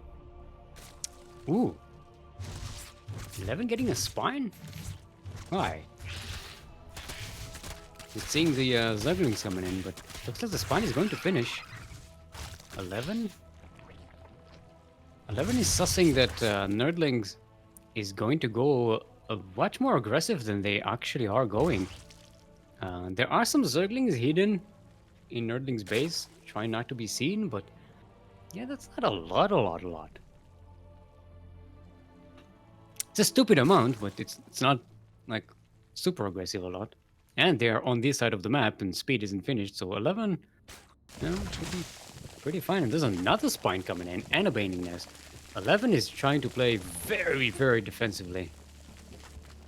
What does 11 see on the other side of the map? I mean, 11 didn't see into the main, just by the amount of Zerglings that they were able to see earlier on. Kind of with, this guy's going to be aggressive. This be very defensive. The Baning Nest is finished, but there are no Banings. A couple of Banings could really turn the tide of this battle. But that said, the Queens and the Spine might be enough to buy time so that more Zerglings come out and clean this up. There's even another Spine being made here at the back, where it is difficult for Zerglings to get us around on it. How many workers died here? None. So Nerdlings lost 38 Zerglings, 11 lost 18 Zerglings, and a Spine. So all in all, a pretty good defense, and now the Banelings are about to finish. And these stress ball Banelings are going to stress out these Zerglings! Don't Mio Micah eat Nerdlings. Don't go full Mio Micah. Don't run you. I have a weak heart, I can't take it. This is supposed to be stress relief Banelings, not stress inducing Banelings. And 11 feels comfortable droning up, running these Banes right into this Zergling. Oh, I just noticed when they explode, there's like little green droplets that fall around them. Yeah, that's just cleaned up most of the Zerglings from Nerdling side. Although using these Banes against a couple of drones isn't really the most efficient use of them. But 8 drones die for Nerdlings, which is pretty good for 11 considering they're economically ahead already. And in a very nice defensive position here. 11 might be getting a third base pretty soon as well. Nerdlings did not get a Bending Nest, but did get a Roach Warren, so there's going to be a bit of a Roach transition, which is going to be taking a while. Also, Nerdlings is still on 2 gases. So the Roach production isn't going to be super productive, and some of these are already getting surrounded here by 11's Zerglings. Another Queen will die as well, and yeah. 11 has pretty much cleared out all of Nerdling's army here and gonna munch on more drones. Benning's trying to waddle into the main base. One of them will get in here. No, it's gonna get sniped by the Queen. Yeah, I think that the better use of those Banelings would have been to just keep them back and make sure to back your Zerglings. Make sure you Nerdlings, Zerglings that are being made defensively can't really defend.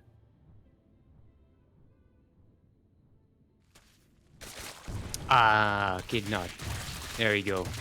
We got it. So 11 saw the amount of drones on Nerdling's natural. That was the cue.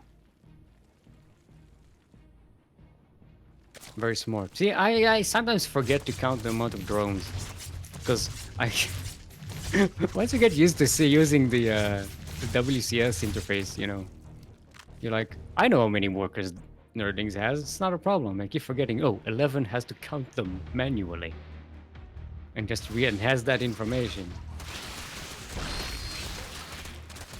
All right. Nerdlings this time whittles down the amount of roaches that 11 has. But still doesn't have enough to actually break 11 here. Might have enough to deny a third base for 11, and it's about to finish. 11 getting a whole lot more roaches though. Nerdlings has 1 roach. 11 is about to have 14. Alright, Nicholas is coming in. That's just the right timing as the hatchery finishes. Gets us around the Queen. But the army of 11 is a-coming. The Banes are rolling. Chasing the Zerglings away. Can't get us around to that hatchery. Not with this. Banes connect. Getting out a lot of the Zerglings, and the Roaches will mop up everything else. GG is called. And 11 will be your upper bracket finalist for today. That means 11 will have 1 point advantage in the upper bracket finals. So let's go see if we can follow the lower bracket right now. We have AsherBro versus Kryzel. It looks like they are in... Okay, no, actually they're not.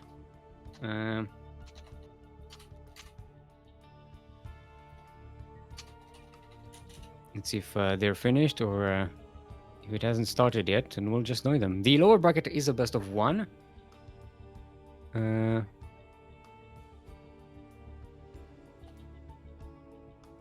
Oh, Kryzel is in the ladder game, so we have some time. Because they were waiting. So let's remove these players and add... Alright, so let's go to a break. We'll take some time. We'll have duct tape for you. A collection of clips from times gone by. Arranged for you in a pleasing manner by Vortex, the one and only. So we'll be back in 5 minutes. Take this time to hydrate your hydras, drain your disruptors, stretch your roaches, and we will be back in 5 minutes. Do not go anywhere, because I will not forgive you.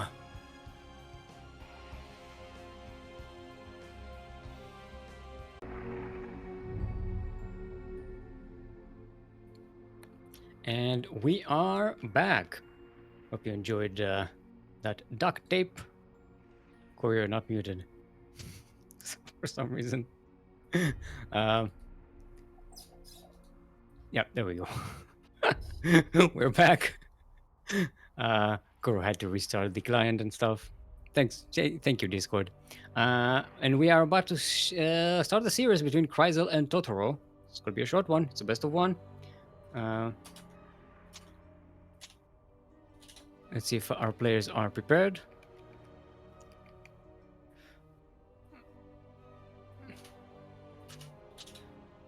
And yeah, both players are ready. Let's get right on into it. Double check on everything else. We're good. Boop, boop, boop, boop. No sandwich, you are cool. I like sandwiches. Sandwiches. Sandwiches are my favorite food. Like, if you think about it, the sandwich is one of the most versatile type of, food. It should be like a cuisine in its own right, right? Like, there are so many versions you can make. You can make them, you can make them toasted. You can make them grilled. You can make them with dairy. You can make them with meat. You can make them vegetarian. You can make them vegan. You can make them any type you want with any variation, and it's all right there in like a comfortable thing that you can take in your hand and just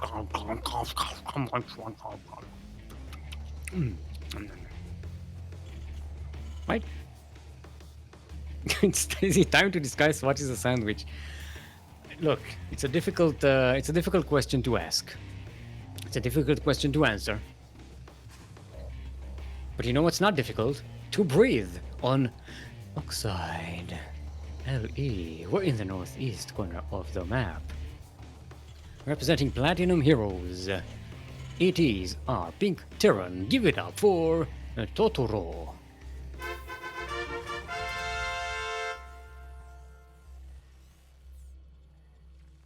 And in the southwest corner of the map, representing Risen from the Ashes.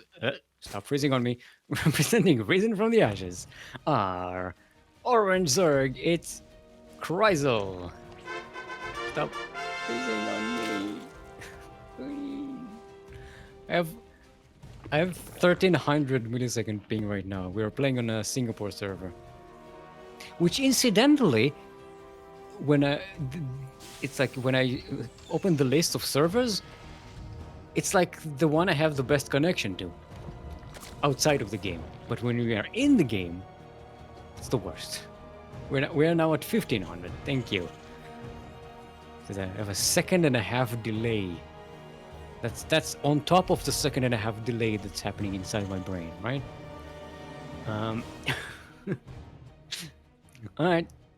So Totoro going for not Reaper Scout, the other one. Not a Drone Scout, not the other one. SCV Scout, that's the one. I'm gonna try and annoy a third here. The Reaper is on the way. Try and snipe that drone. Nothing crazy going on here. It's a simple 1-1-1 for Totoro so far. Boom. Gets the drone. Very nice. That drone got cut in half. Did you see that? It got cut in half. And a part of it just flew forward. What ammo are they using in these Reapers? They're shooting chainsaws? What? That would be terrifying. A gun that shoots chainsaws at people. Ugh. It's destructive. Yeah, and if you prepare them on Sunday, you can avoid cooking lunch for all week. Yeah, to be fair, one of the main advantages of a sandwich is that you can make it like fresh as well, right? You can have all the ingredients separately and just made fresh sandwich. You can eat fresh, or you can, store them responsibly, vacuum sealed, and eat them later. And there, it's both are good. Both options are good.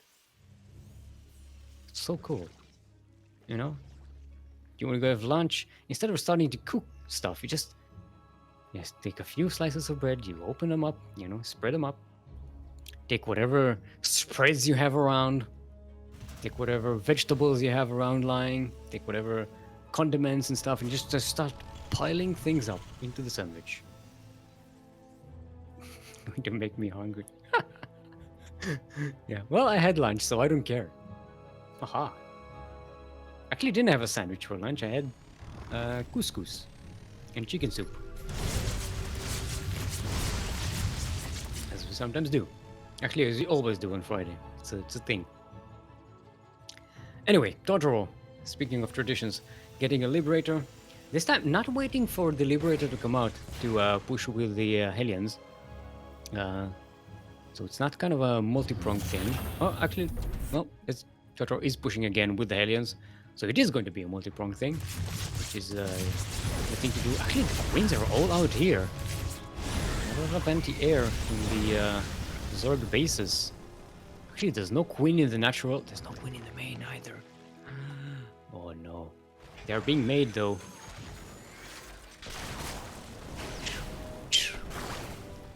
Okay, nice evacuation there. But Liberator gonna kill a couple of drones and kill the larva as well, which is a pretty cool addition. Something you shouldn't be sneezing at. You hear that? Don't sneeze at larva. You are very sensitive.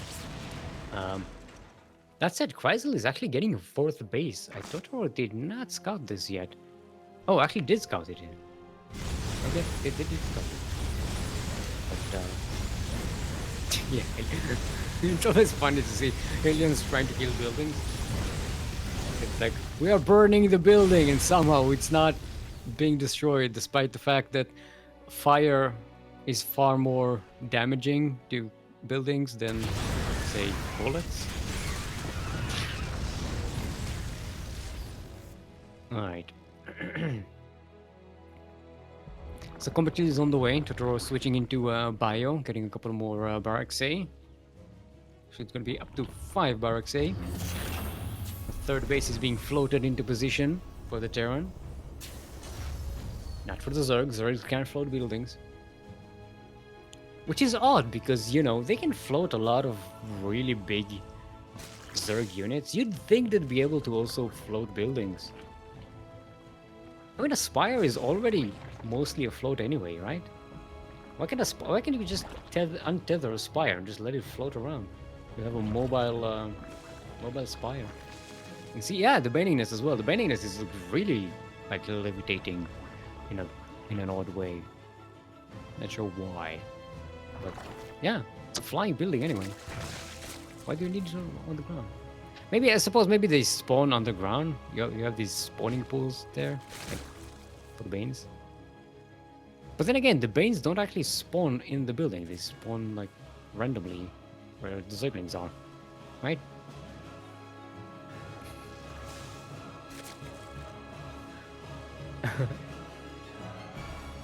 Alright, Totoro is on the push. No medivacs. Full anti-vax here. Actually, the ones is 1 medivac coming in. Never mind. Didn't see it. I thought they were all, anti-vax supporters. But turns out they at least have some kind of functioning brain, these Marines. Alright, the Banes are being sniped very competently by Totoro. The Queens are coming in. They are beefy. They do need backup. They can just tank these Marine shots on their own, especially with tank backup as the tanks are rolling in. Kryzel is losing everything. It looks like Totoro is doing it. The Baning's rolling to the tanks. Most of them die. They don't even connect. And this is a GG. There we go. Totoro wins the series. And we'll move on to face Techno in the lower bracket final, which is a best of 3. So it's like a regular series. Battle.net. Why are you? Why you froze?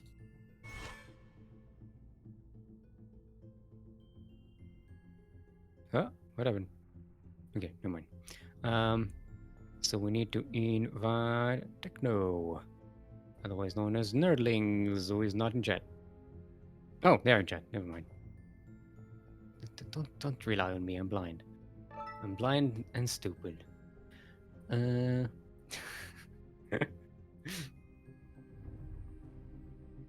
Wait, so Nerdlings is also for Malaysia, right? Don't rely on me for brains. Yeah, so we'll go with Singapore.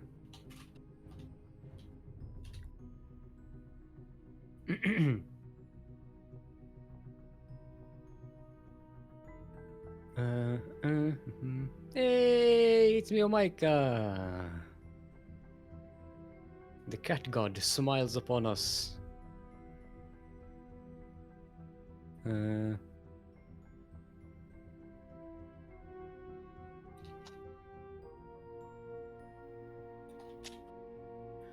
Alright. So it's Malaysia versus Australia. So it's was it Oz? SG Oz, right? Let's double check. Yeah, Oz SG Oz. So let's go. What's our map? Oxide, no? Romanticide. What do we have? We have Jagannatha. Yeah, we just need Jagannatha for the map bingo. Australia. Let's go to Australia server. Australia has the best internet. The best. Oh. Yeah, thank you. Drag there. Go here. You did. Race check. Okay, never mind. Let's see if everybody's ready. Remember, it's best of 3. Let's see if they are prepared. Everyone is prepared to go all the way. Everybody is prepared to go all the way, so let's go all the way.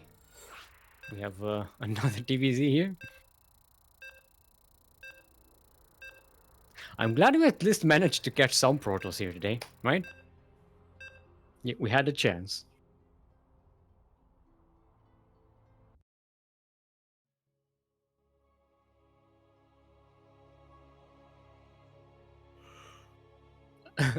It took Yaku 2 years to give Eris his jersey, yeah. And the only way he got it, we forced Yaku on stream. No, it was on Eris's stream. Was it? One of them was streaming. I think Eris was the one streaming. Yeah. Eris drove to his house. He went to Yaku to get his shirt.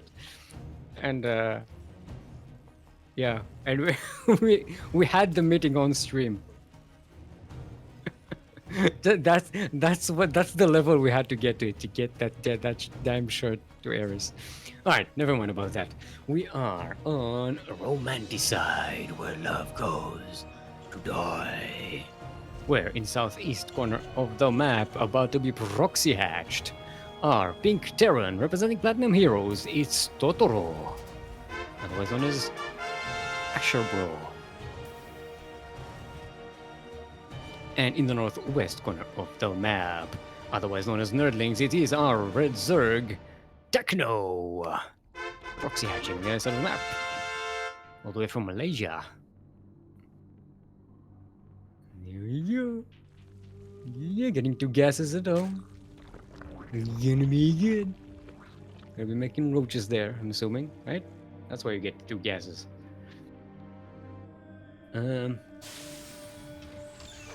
Alright. Totoro is going out on the map with an SCV scout, so it's gonna be a while before they realize something is up. Sorry, no, I'm getting burpy. I drank too much water in the break.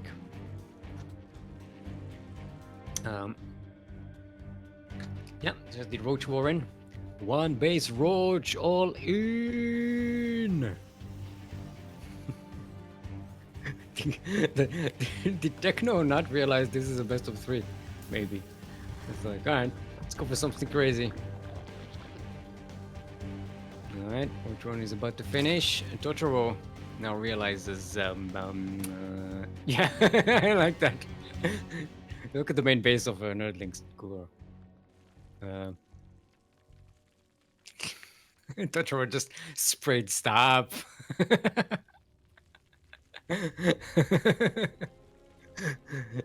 Stop! Zerg, stop! So Totoro is getting a bunker at home. Getting that that factory. Really want to rush something out of it. A Widow Mine, a tank, something to defend. All the plans to get a command center on the low ground are abandoned. Ooh, the bunker gets cancelled as soon as Totoro sees the Ravagers. Because Totoro just doesn't have anything that can deal with these right now. Marines are being made, but Totoro is about to be supply blocked. Yeah, you can bump these, but they are, you know, they have range. Not like Zerglings. And another supply depot might go down there. Boys are being pulled. Only a couple of Marines left. They are very hurt. One goes down. So it's just one Marine and a Reaper. And the bunker is not positioned to defend that that barracks. Command center gets cancelled, so that's even less supply availability for Totoro. Yeah, this looks like gonna be a GG. This is a chokehold right here. GG's goal. And Techno, otherwise known as Nerdlings, takes game number 1.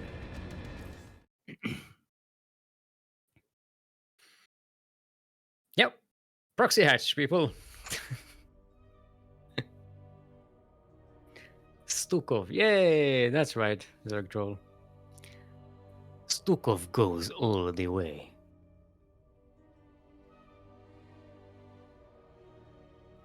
The Light Shade is going to be the next map.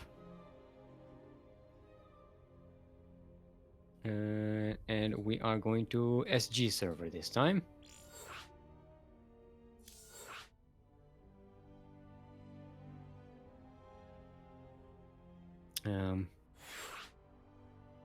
I'm curious to see if Techno is going to be aggressive here again. So, slightly big map, you know. Slightly big. Not very big, slightly big. See if everybody's prepared to go all the way.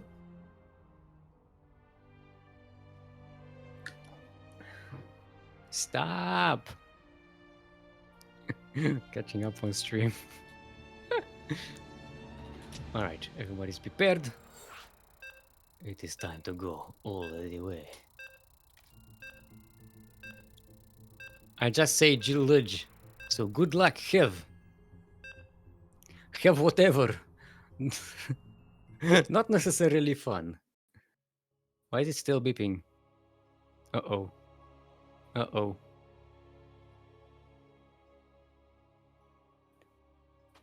It got to 0 and it kept beeping. The countdown.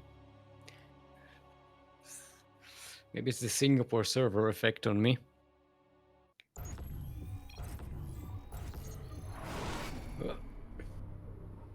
Oh, righty. Okay, we're good. We're alive. We're not dead. All right. Welcome everyone once more to Lightshade, the lightest map in the map pool, except it isn't. It's just gray. We're in the northwest corner of the map, all the way from the land of. Actually, where is Totoro from? I don't think I asked. Representing Platinum Heroes are Pink Terran, otherwise known as AsherBro, is Totoro. From Australia. Okay.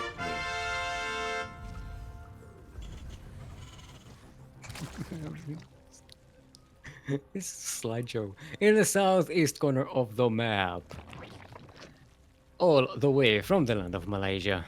It is our red Zerg nerdlings, otherwise known as Techno.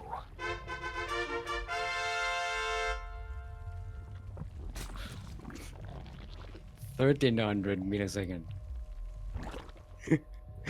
Like, see, at that level of delay, what happens is that every minute or like every no not a minute, every 15 to 20 seconds, the whole game just freezes, and I lose like a second and a half of what's going on in the game, just for my game to catch up. That's how bad the latency is. Yep, we're up to 1400. Gonna get a 1500 millisecond ping. Gonna get a 1450, 1450, 1450, 1450, 1451, 1441.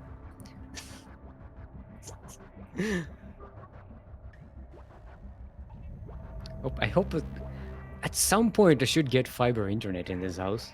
We do have the infrastructure, but there's a delay with our ISP can't supply the actual connection yet, despite the fact that there is infrastructure because of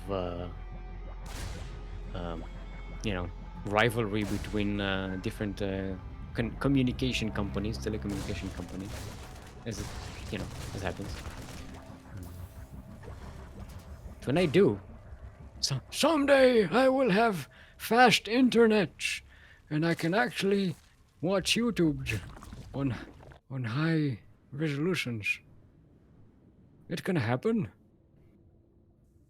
All right. So Nudlings is going for a watch run with two base roach. They just sometimes do. Nudlings is waiting on that Reaper, and they're gonna catch it. Very nice, denying that scout. Very important. So Totoro, none the wiser about what our Zerg player is up to right now. Gonna force a scan. So Totoro realizes, oh, the roaches are coming. A bunker immediately gets put down. There's a tech lab on that factory. So gonna get maybe a tank coming up or a cyclone, depending on the severity and how much cash you have on hand. Oh, the bunkers are getting denied by the Zerglings. Nerdlings came in a little earlier than expected. Denying these bunkers is really important because by the time roaches come in, there's gonna be a lot less defenses for Totoro to use here. Tank is on the way though, so these Zerglings really can't stay here for longer. Roaches are reaching this side of the map. It's gonna be a Viking as well, which is also kind of useful, especially for extending the range of the tank and preventing high ground vision for in case there are Ravagers trying to buy up the ramp. Yeah, Nerdling's getting pushed from going up that ramp, but still going to keep on sieging this low ground base, denying mining from this, denying SCV production, denying mules, denying scans. It's really nice, while all at the same time taking a third base. Now Nerdlings is droning up, so the attack is pretty much not going to be committed to anymore. Patches are on the way for Totoro. No, what's his face?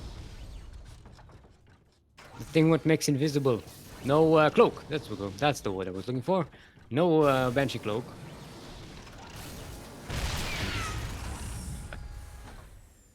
This one's Zergling there. But watching Zerglings and Marines go up against tanks and get one shot by them is funny. Morbid funny, but it's funny nonetheless. The concept of such an overkill that a big boom will destroy something this tiny. It's like it's cartoonish. It's a cartoonish exaggeration. Hence, funny. Alright, so one Banshee is out, second Banshee is on the way. Have time to drink some water. Roach speed is on the way for Nerdlings.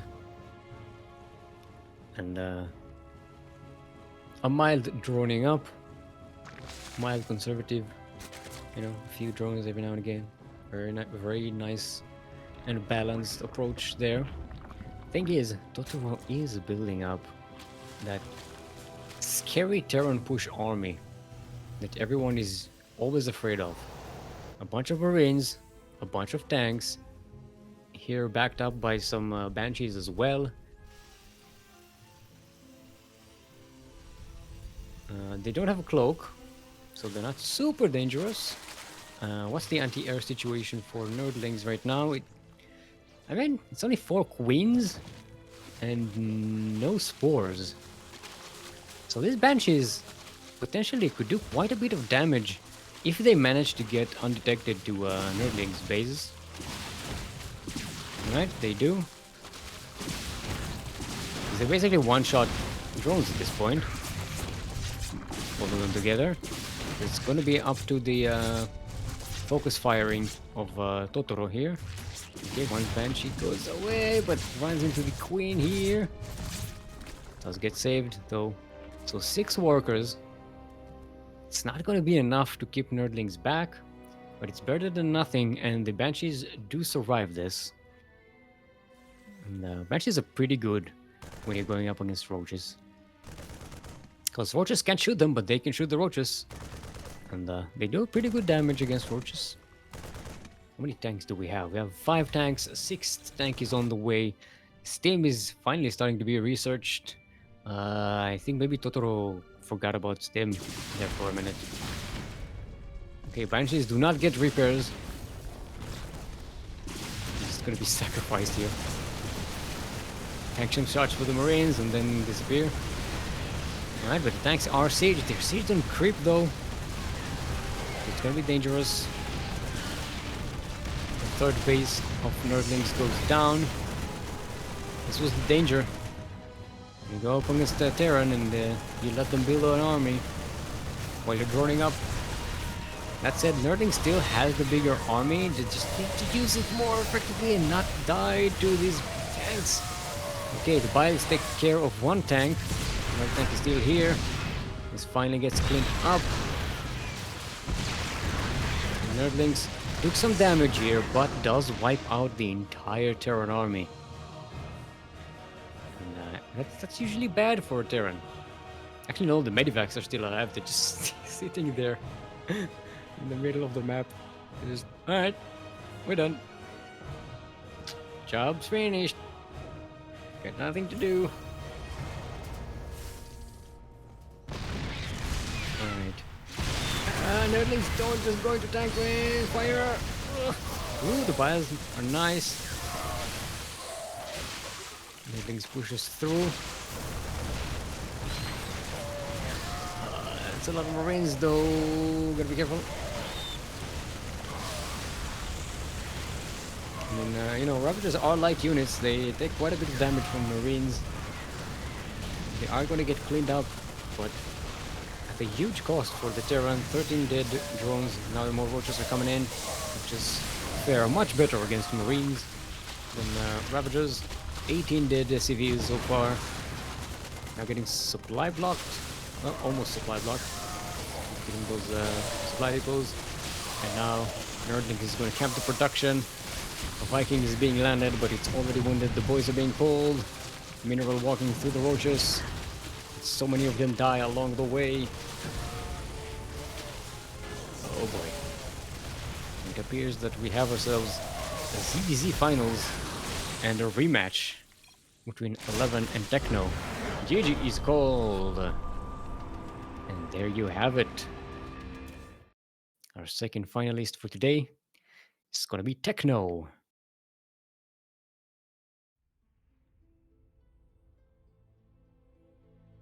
All right. Group, do we want a break before the finals? I don't really need one. Okay, let's take one. Because the player probably won't, might want. Yeah, so let's take a short break, 5 minutes. We'll show you a duct tape. Take this time to hydrate your hydras, general disruptors, stretch your roaches, and be back here, or I will not forgive you.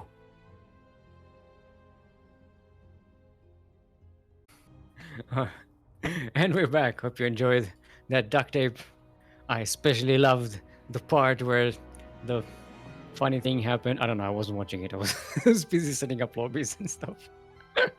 Yeah, we are back. We have ourselves a final here for the Sea Duckling Open number 104. Both our players are here. They are ready. And we are going to go into game. Number 1. So this is going to be a best of 5 between 11 and Nerdlings. With 1 point advantage for 11 as the winner of the upper bracket semi-final. Which was, against Techno. That was a 2-0 in the last series between these two. And now 11 is already 1 point ahead in this best of 5. So, Nerdlings gonna have to set up the mama of all comebacks here. Anyway, welcome everyone to Beckett Industries. Beckett Industries, purveyor of services. What did we say that Beckett Industries do? Like, there's some kind of service something, I don't remember. Forgot all the damn memes. That's how long we haven't casted. In the northeast corner of the map. Yeah, business incubator for cultivating people and ideas. Yes, there we go. Beckett Industries. Business incubator for cultivating people and ideas. By incubator, we mean a hatchery. And by cultivating, we mean mutating. And by people, we mean giant space monsters. And by ideas, we mean acid. In the northeast corner of the map, all the way from the US of A, the 2 times as the O champion, representing Risen from the Ashes, are purple. I do colors. Purple Zerg, going 1 base all in. It's 11. The 8 Zerglings before natural. It's a new one. In the southwest corner of the map, all the way from the land of Malaysia, it is a red Zerg, Nerdlings, otherwise known as Techno. Alright. This is a short distance map. Short rush distance map. I can use words. Got 6 lings here. A few more on the way. 11 going to try and get some early game damage or harassment here. Munch on drones, get some damage on that hatchery, keep Nerdlings busy. Nerdlings already losing quite a lot of mining time for this. If you look at the income difference right now, it's quite a lot. 11 going in there, trying not to overextend. Knows that they can very easily get surrounded by all these drones and Zerglings. Now that said, this is not an all-in like I was thinking before. This was just a way to get some quick damage on that natural base, force a reaction from Nerdlings, but from now on, 11 is going to play a very standard Zerg game. Now Nerdlings is getting a Baning Nest a little earlier than 11, which is very important on this map because, again, because of the rush distance. A 20-second difference between when you can have Banelings or not can really win a ZVZ, especially on a small map like this. It remains to be seen if it actually will play a part in this. 11 skipped the Zergling speed, or the Baning speed. So that's really interesting, because 11 is going to go into a Link-Bane war with slow Lings, and that's bad. Because the one thing that you want to have with Zerglings against Banes is mobility. And the ability to get the hell away from there. Oh! The Banes of Nerdlings are coming in. They're chasing the Zerglings into the main mineral line. 11 trying to back away. 11 does have Banelings of their own right now. One queen will get surrounded and go down. The other 2 queens are also about to perish. But a Baneling comes in and saves them. Well, saves one of them. One stress ball Baneling saves Mama. Hero Bane. Mama loves. Alright, more Zerglings are coming in. On the other side of the map, Nerdlings just making Zerglings and sending them away. He's getting Banelings along the way, which is very important. Oh, but they might get sniped in the mineral line here before they can actually finish. This is a weird Link Bane war where no one uses Bane. Oh, one of them does connect with the drones, but remember, drones can tank one Baneling shot at this point in the game. But the Zerglings, they do the damage. The Nerdlings. The Nerdlings are here. They're coming in. Alright. Spines being thrown down by 11, trying to block the path here to the mineral line, but they're not quite blocking it.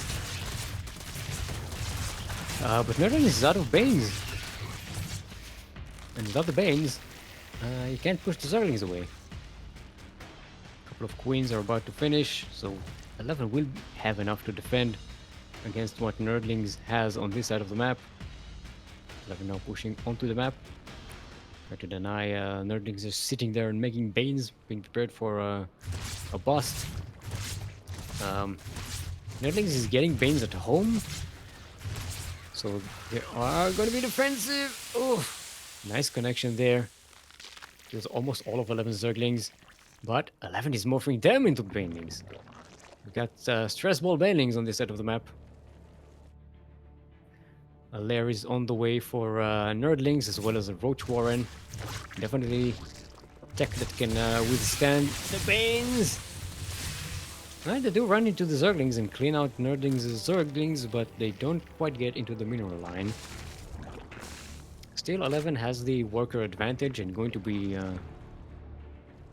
no, actually Nerdlings is the one catching up. Sorry, I got the colors confused in my head there for a second. So they're not, they're pretty equitable in terms of economy right now.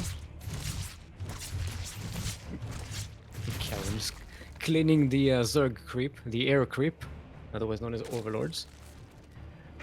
But Nerdlings has a lair. 11 does not have a lair. 11 is now getting a Roach Warren, but going to be way behind in the Roach production situation. So even though 11 will have the slightly better economy, they're going to need to survive long enough to actually make use of that economy in the Roach War. You have Lucia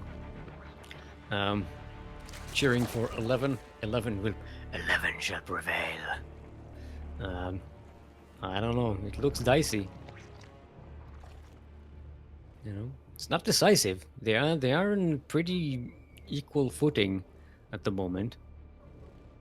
Yes, I know it's a transparent blob of morphing hatchery. I don't know what's happening there. It's a cloaked hatchery, Kuro. Yeah, so but because it's transparent, you can see the larva inside, right? The drone, the building larva thing is swimming. Yay! Wee! Wee! See, it's got the tail wiggling, a little shrimp thing. I wonder what it tastes like. Ooh, it's getting bigger. It's getting bigger. Gotta be careful.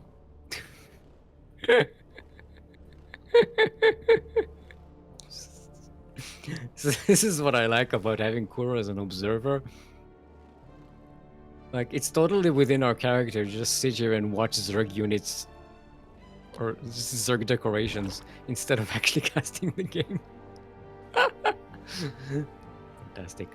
Alright, how many roaches do we have? Got 14 for 11. Nerdling only has 9 so far.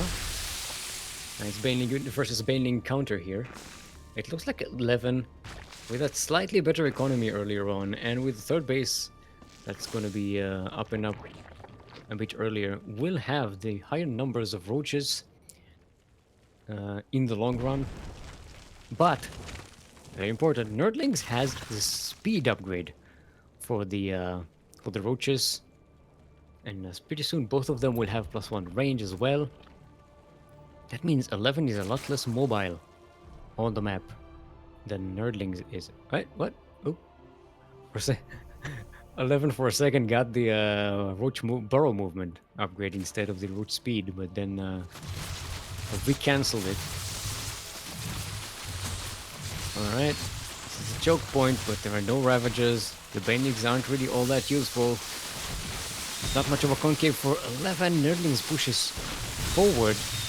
There's a Queen as a backup here, but it doesn't have any transfuse energy. More reinforcements are coming in for Nerdlings, and 11 looks to be in serious trouble.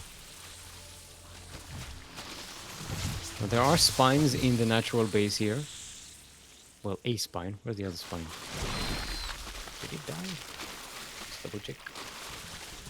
No, it did not. It's just not there. It's been moved. So the third base might actually go down here for 11.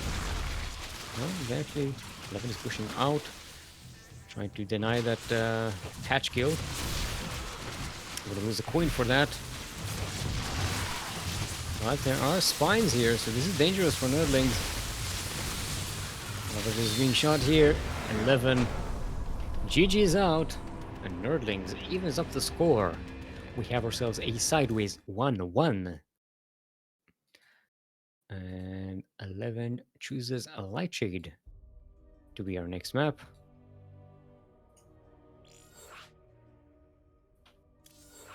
Yeah, so this is the first map Techno manages to take out of 11 today.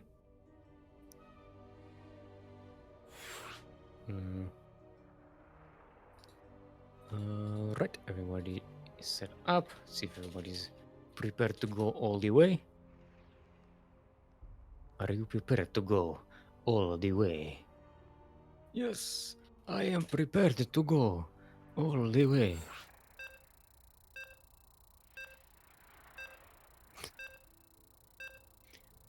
Yeah, I'm assuming like the shenanigans maybe worked a little better in favor of Nerdlings here because of the smallness of the map.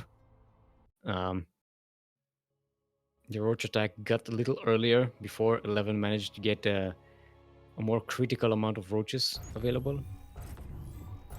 It's what happens when you play inside a business incubator, cultivating people and ideas. Otherwise known as Beckett Industries. But enough about Beckett Industries, we are not there. We are on Lightshade. Lightshade, the lightest map in the map pool, except it isn't. It's just grey. In the northwest corner of the map, currently sideways 1-1 in this final match of Sea Duckling Open, the number 104. Representing Risen from the Ashes, our purple Zerg, all the way from the US of A. Give it up for 11.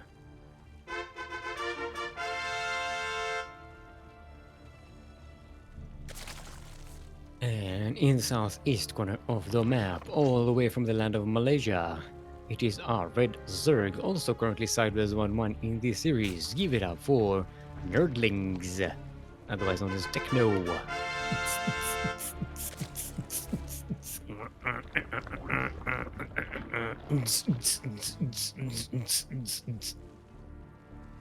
That's Techno. I did Techno intro. That's what Techno used to sound like back in my days. Nowadays you have all those Skrillex. You have all these Skrillexes going about the place, right? Yes, back in my days we had Techno. It had 1 bit and 2 synthesizers, and then we were fine with that. It lasted for 11 minutes, and the bit did not drop for a second. I know Skrillex is like 10 years ago. That was the joke. Kuro. Skrillex is old. There was a time Skrillex used to look young to me. Now he just looks like an old guy. That's what happens. Anyway. Nerdlings did the open pool first. 11 went hatch first, but this is not a super aggressive opening from Nerdlings. Only 4 Zerglings, the For the Swarm Force, as I like to call it, going out across the map. And at home, Nerdlings is actually droning up. Trying to catch up. 11 did go hatch first, so got a little bit more drones, as you do. Nerdlings flirting with that hatchery in the natural of 11, but cannot be taken right now. Nerdling's going for that Baneling nest. Sweet and sour. You know, I wonder how Banelings would taste as a condiment. You know, you have like you sprinkle Banelings on your food, like very spicy. You know, they'd feel like something that would be super spicy, like jalapeno Banelings, right? Yep. Okay, so Nerdlings is setting up a pretty strong attack. As Speedy's finishes, more Zerglings are being made. Denying the scout on the main base. That means 11 did not scout the Baneling nest. Doesn't know about it. Assumes it, but doesn't know about it. 11 as a response gets a spine in the natural. Tries to set up a wall there, so things won't easily be able to run to the ramp. But this hatchery should be denied it here. 2 Zerglings are not enough to save this. Yeah, there's you. Gotta get the cancel. Ah, but he does save the drone, maybe? Question mark? No, he won't. Got a chance, but he can't live up. But now 11 has terrestrial banings of their own. But Nerdlings is not really, actually, they do overstay here. Overstay their welcome. Losing some Zerglings to those banes. Nerdlings switching to roaches. And getting a 3rd base. Earlier than 11, despite the fact that 11 tried to get that 3rd base. Ooh, that was a big connection. Yeah, 11 just lost a whole bunch of Zerglings there. To Nerdlings' Bane. Went full Mio Micah. Went up the ramp and made a Baneling.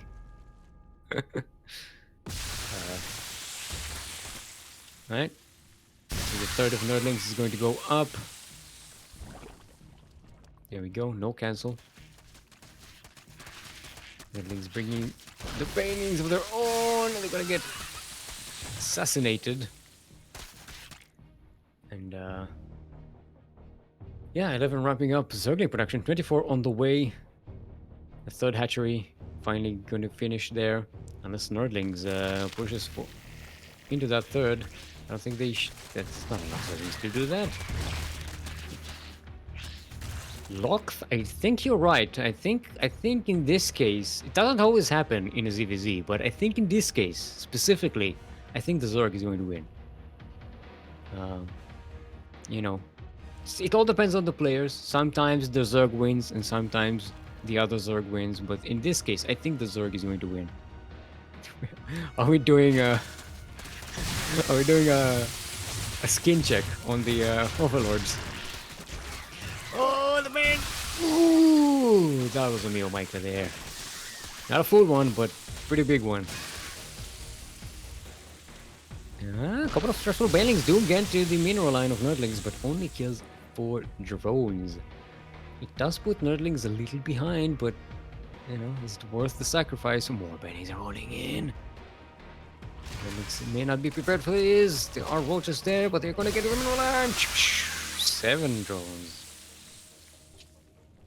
Okay. I mean, that's a lot of Banelings. I think that was pretty much 7 Banelings for 7 drones. It's not the most efficient trade, but it doesn't really need to be efficient as long as you keep the other Zerg with less workers. You are okay. Thing is, Nerdlings already has roaches marching across the map, 10 of them, and 11 hasn't even finished the roach warren. 11 is going to have to survive long enough for the roaches to come out. And it's not going to be easy. Nerdlings is coming in. There are spines being made. The Zerglings are trying to angle for a position here. Going to push Nerdlings away so that Nerdlings has to get some Banes. But once Nerdlings has the Banes, they can just keep the Zerglings away from the roaches. And the roaches are going to keep on pushing in. Nerdlings more than double the armor supply of 11 right now. Spines and the Queens trying to push the roaches away. Oh, the Banelings of 11 go out, but they don't quite connect. Oh, Nerdlings was basically baiting 11 to come out and try and surround these roaches. That almost killed all of 11's Zerglings. The Banes, they're in. Gotta be careful. Gotta be careful. No! They all just run into the Banelings and die. 11 just ran out of all the Zerglings for 2 Banelings. But the Roaches of 11 finally are out. They do get a surround here. And they do manage to clean out. This is very clutch for 11. Ooh. I'm glad we have to come to a consensus on the Zerg winning this game. I wouldn't say it's a consensus. I think it's more of like a psychological conclusion. Once you see, once you see the matchup, you know the players, you know how it's going to go. I mean, you don't know how it's going to go, but you have some, you know the history. You can make reasonable predictions. Now, there's no creep between the bases, and the Roaches don't have speed. So the Zerglings, the Nerdlings, are just going to swarm into the main base. Kill a Queen, munch on some drones. Nice block on the ramp by 11. Nerdlings come in, but the Nerdlings, they don't go out. And 11 confident enough to just start droning up hard. 10 drones being made. Oh, cleaning up the Banes. Gotta be diligent. More Zerglings, more Nerdlings getting into 11's natural base, but it's just a couple of them. Gonna get cleaned up. Roach speed is on the way for 11. 11 has the higher amount of roaches, but Nerdlings has more mobile roaches. 11 does have... Wait, no, actually, they both started speed at the same time. Sorry, my bad. I misread the upgrade tab. Actually, 11 has the upgrade advantage with +1 range.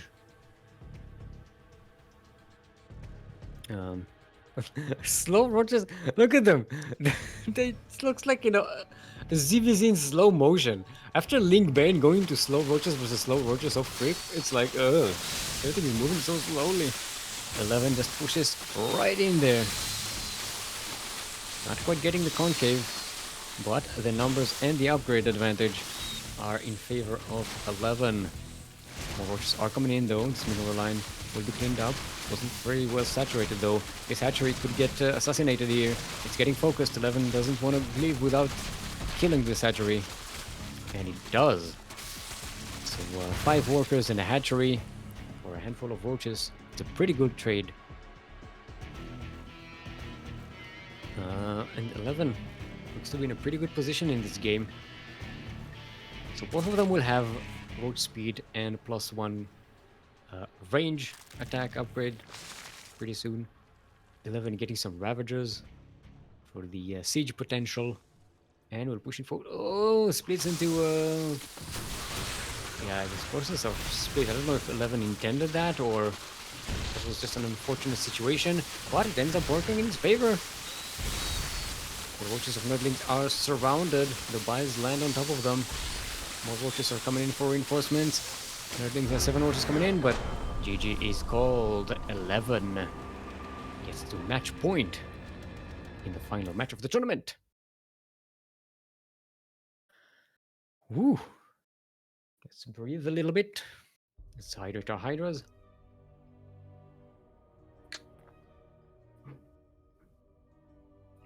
Yeah, Zerg is definitely overpowered in ZVZ. It's a 100% win rate. It's insane. Actually, no, it's 50% win rate. Look, I think you got the math wrong there.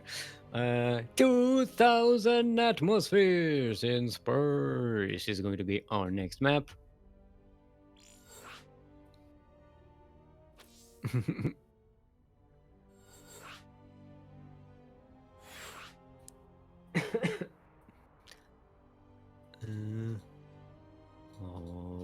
Alrighty then. Let's see if everybody is prepared to go all the way. 11 is prepared to go all the way. Nerdlings is prepared to go all the way. We are prepared to go all the way. Are you prepared to go all the way? Slow mo roaches, yeah. Is this... You get used to the speed of Zerglings running around, Zerglings and Banelings, and then just slow roaches just waddle across the map like, I don't know, like a wall of slow-moving crabs. Like, they almost look like queens at that point of on creep, off creep, of on creep, on off creep. I know my words. Anyway, speaking of words, we are on 2,000 atmospheres in space. We're in the northeast corner of the map, all the way from the land of America. It is our purple Zerg representing Risen from the Ashes. Give it up for 11.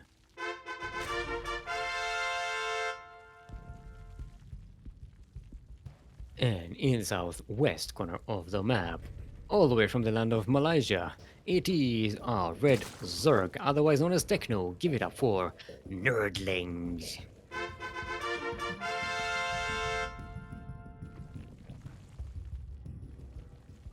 Yeah, can we start up predictions for this series? Whether the Zerg is going to win or the Zerg is going to win? It's a bit of a cheat, but you know, I bet people will put money on this. It's so stupid. People will actually put not money, channel points on this. All right, this time they both open hatch first. Very nice. I think this is the first time we saw Techno going hatch first in the ZVZ here today. Yeah, in ZVZ, 50% of the Zergs lose, 50% of the Zergs win.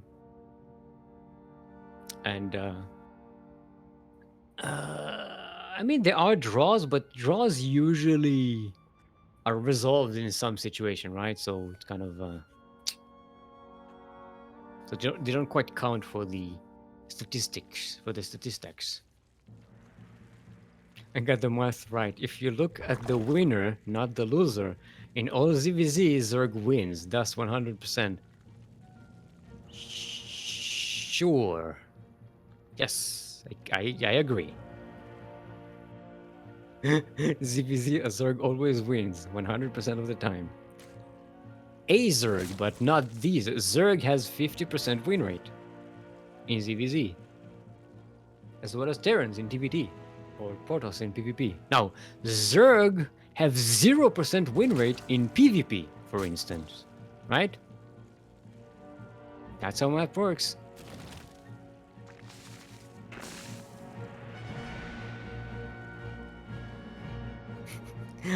Nothing like bad maths to get the chat going, yep. Never math on stream. Ooh, 11 going for a quick +1 melee. It's a Zergling floating into the sky. We don't have a Baneliness though for 11.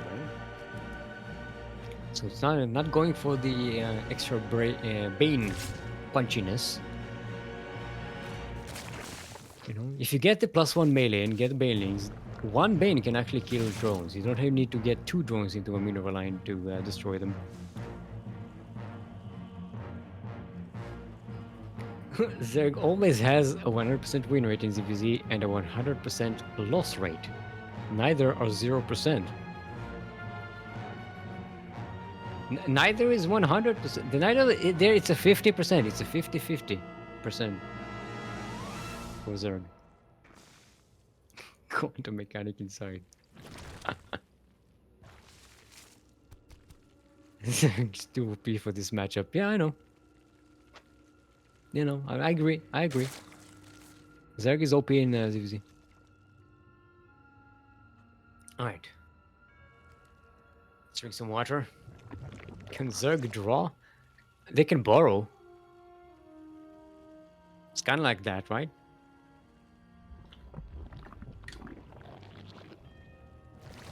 Alright. Both of them getting a third hatchery. Both of them... Oh, actually, no. Nerdling is going for the roaches. 11 is not. 11 is pushing forward the map. Neo-Mikaing right into Banelings, but that doesn't matter. 11 has a lot of Zerglings here. Making Banes in this position as well. More Banes coming in. Gonna have to assassinate them. Does 11 still have enough to actually do something for this hatchery? Nice connection there with that Baneling. More stressful Banelings are coming in. But this is really destroying the attack force for 11 on this side of the map. Yeah, look at the army supply right now. 11 has to remake all of these Zerglings. 12 full spine all in.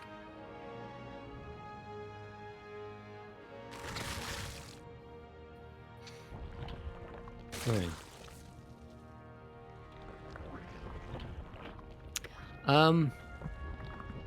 I suppose you can draw if you reach a situation where you only have buildings left and you don't have units.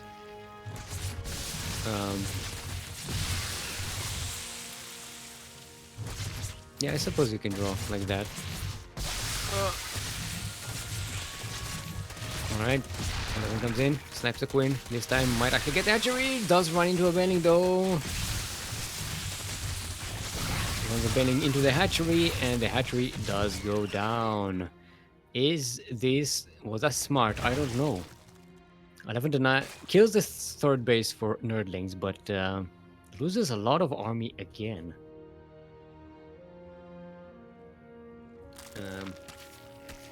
By the way, nerdlings did not lose any banelings in this game so far. All the banelings connected. And 11 lost 51 zerglings so far. And now nerdlings, like I said, retaliates, and 11 doesn't have enough to defend. If 11 was a little more prepared and had a few more banelings here, that would have been a little bit different, but that's it. 11 loses the hatchery as well. Ooh, to base muta. 11 going for a wild switch here.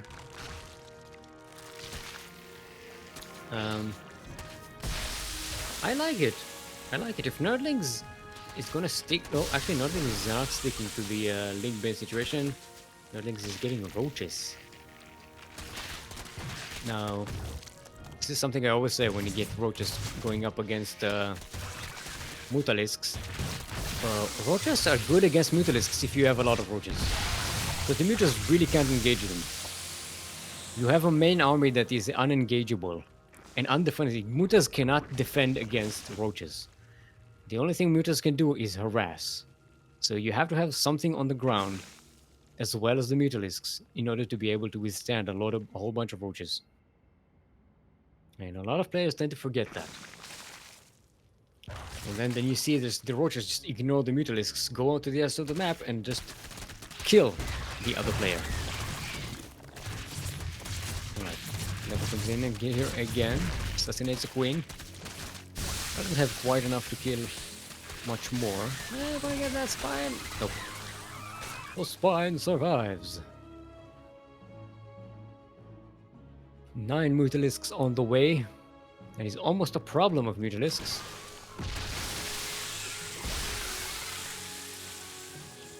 Right.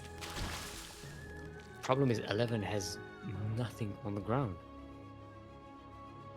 11 has 3 queens and a baneling, and this baneling is on the other side of the map.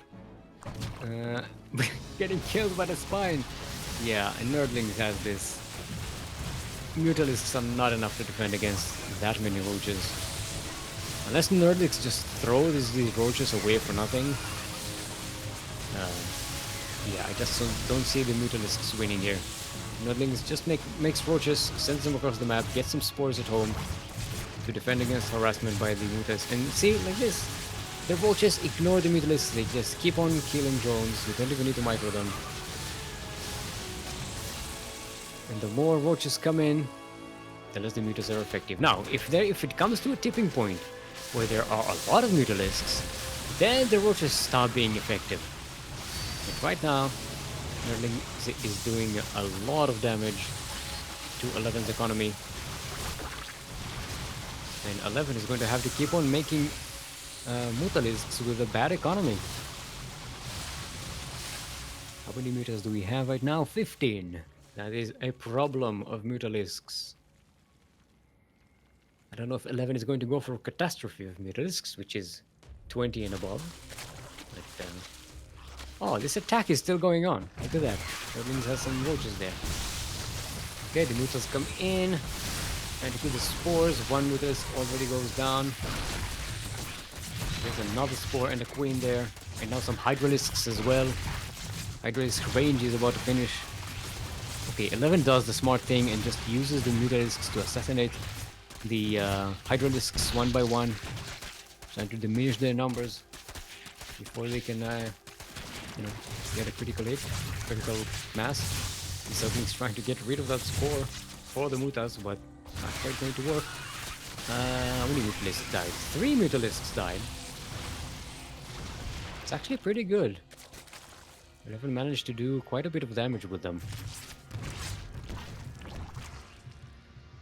But yeah, that's it. That's pretty much the end of the usefulness of the Mutalisks right now. They are going to be a little bit harassy here and there. They're going to help with map control, but they can't really push into these bases. Okay, 11 does find an angle. Ooh, getting rid of the gas. That's pretty valuable. He gets 3 drones as well. And doesn't lose any of the Mutalisks. Great job there.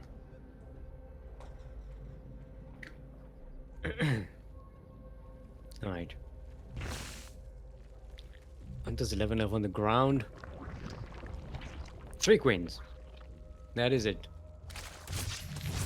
This is not a good situation for 11. 11 just makes more and more Mutalisks. Hydra just floated up. It's frozen, floated. Oh! Don't lose any more Mutas. Couple more go down. We are up to 20 Mutalisks. That is a catastrophe of Mutalisks. And we had a Nidus. That's definitely a way to counter the Mutas. Oh. See, now 11 is forced to fight face to face with the Mutalisks as the main army, because that's the only army 11 has right now. That's not good. Mutalisks, they don't really do that well in that situation. Okay, coming in here, getting a couple more queens. So they're getting about 11 is getting a lot of value out of these Mutas. Oh, snipes the Nidus, that's pretty good. That's worth it. Even if you lose a couple of Mutas along the way, which 11 does. But 11 needs more army. We got 20 Banelings. Okay, there we go. 11 made 20 Banelings.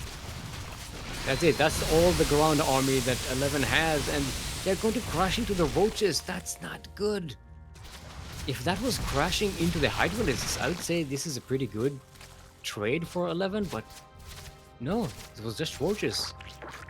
Yeah, 11 realizes this is a dead game. Hey! Thank you, Arstem. Thank you for that raid. Welcome, Arstemites. Welcome to the CranKy Ducklings. We are in the final match of today's Sea Duckling Open, which is a bronze to diamond tournament. We have 11 versus Nerdlings here. This is game number 3 out of thingy. Technically game number 4. 11 had a 1 point advantage for winning the upper bracket. And 11 looks to be in trouble, having lost a lot of Mutas here. Nerdlings has a big army. 11 has Mutalisks, and not a lot of them. It's only 11, which is just a problem of Mutalisks. It's not more. Yeah, we're about to see a GG here, I think. Nerdlings going up that ramp. 11 sees what's coming, realizes I can't engage this. It's just Bane Muta. It's not even Link Bane Muta. It's just Bane Muta for 11. The spines go down so fast. The Mutas, look at them disappear. No, Nerdling is kiting away from the Banes, but they do connect it with the roaches. And Bane is connecting with the roaches. Just clears out the barnacles. It's not really a problem. Even though these are upgraded Banelings. Okay, they might clean the Hydralisks. Okay, that was a queen floating. So the Mutas are down to 4. Nerdlings brings in the second wave. And this should be it.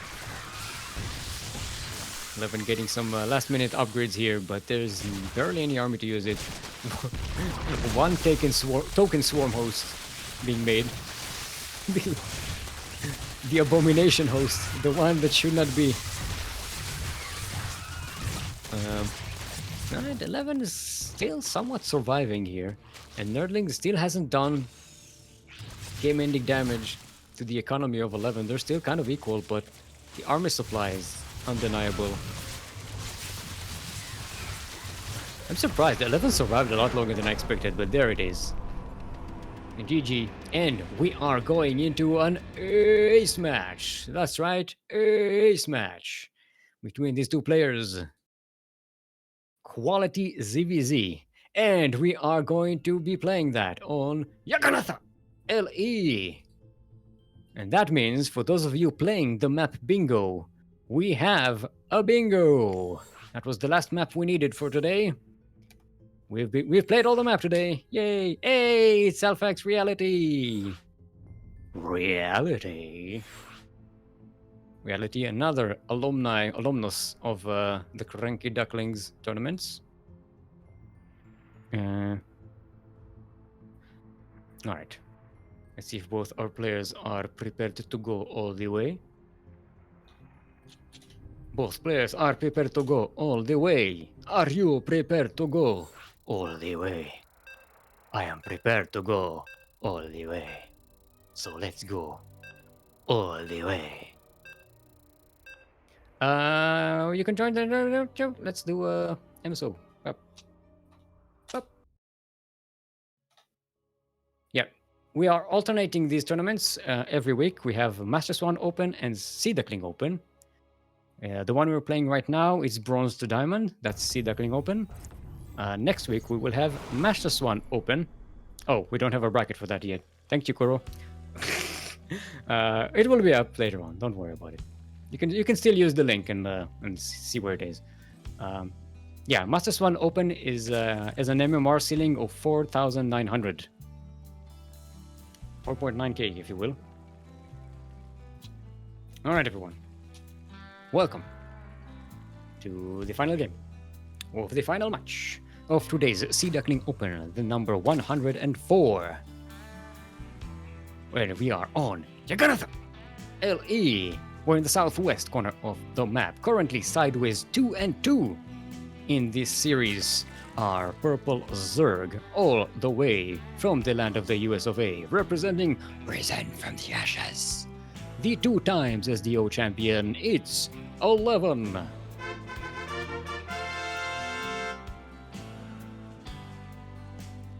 And in the northeast corner of the map, all the way from the land of Malaysia, otherwise known as Techno, our red Zerg, is in fact Nerdlings.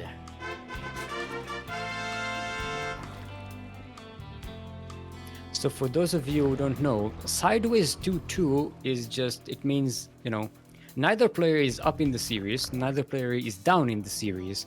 They are both sideways in the series, right? So it's a sideways 2-2. You can have sideways 1-1, you can have sideways 2-2, you can have sideways 3-3. That's how it works. We have our lingo here. It's very technical.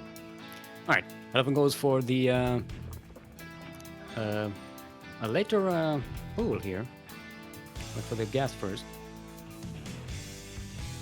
That's a bit of a variation. Neither of them wants to be super aggressive right now, it seems.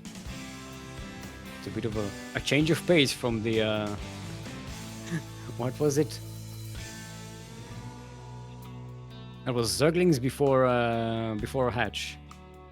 6lings before Hatch that we saw on the first map of this series. All right. Nerdlings going for that quick bending nest, and Zergling speed. 11 playing a little bit more greedily. Nothing too crazy though. Nerdlings poking in.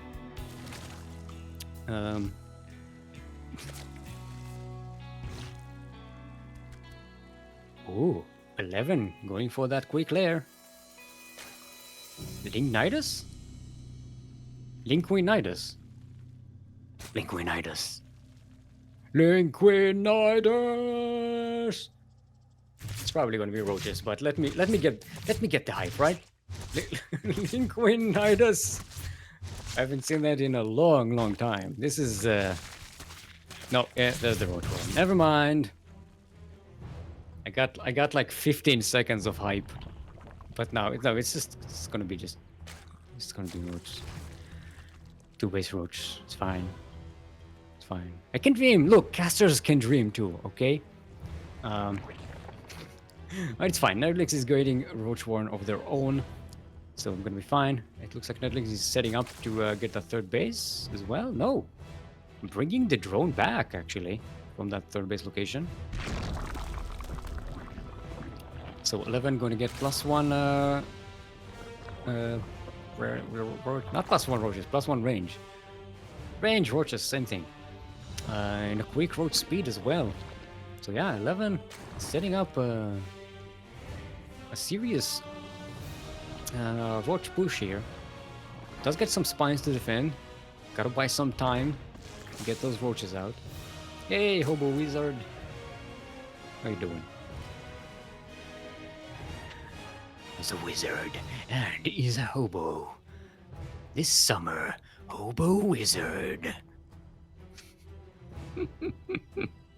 That's a movie I'd like to see. Actually, they already made it. Isn't like, maybe not. Maybe if you mix like, if you take Gandalf and put him in the Big Lebowski role, you kind of get like a Hobo Wizard. That really should be a movie. Like a Big Lebowski, but in a in a fantasy setting. Huh. Hold on. I need to write a movie. I'll be back in a minute. Cast the game for me, will you? Alright, 11 pushing forward. Road speed is about to finish. Get the zoomies! Zoom, zoom, zoom. Right in the, in the speed zones. Alright. +1 range is about to finish. Look at that timing. Crisp. Nerdlings is getting spines, but this third base is pretty much forfeit. Nerdlings is not even sending anything to delay the attack on that. But it is buying time for the spines to go up in the natural base of Nerdlings.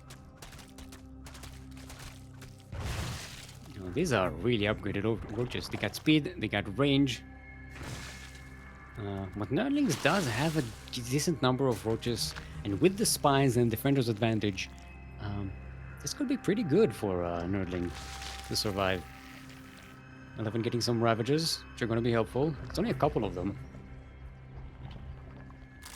More might be needed to really turn the tide of this stalemate we have here.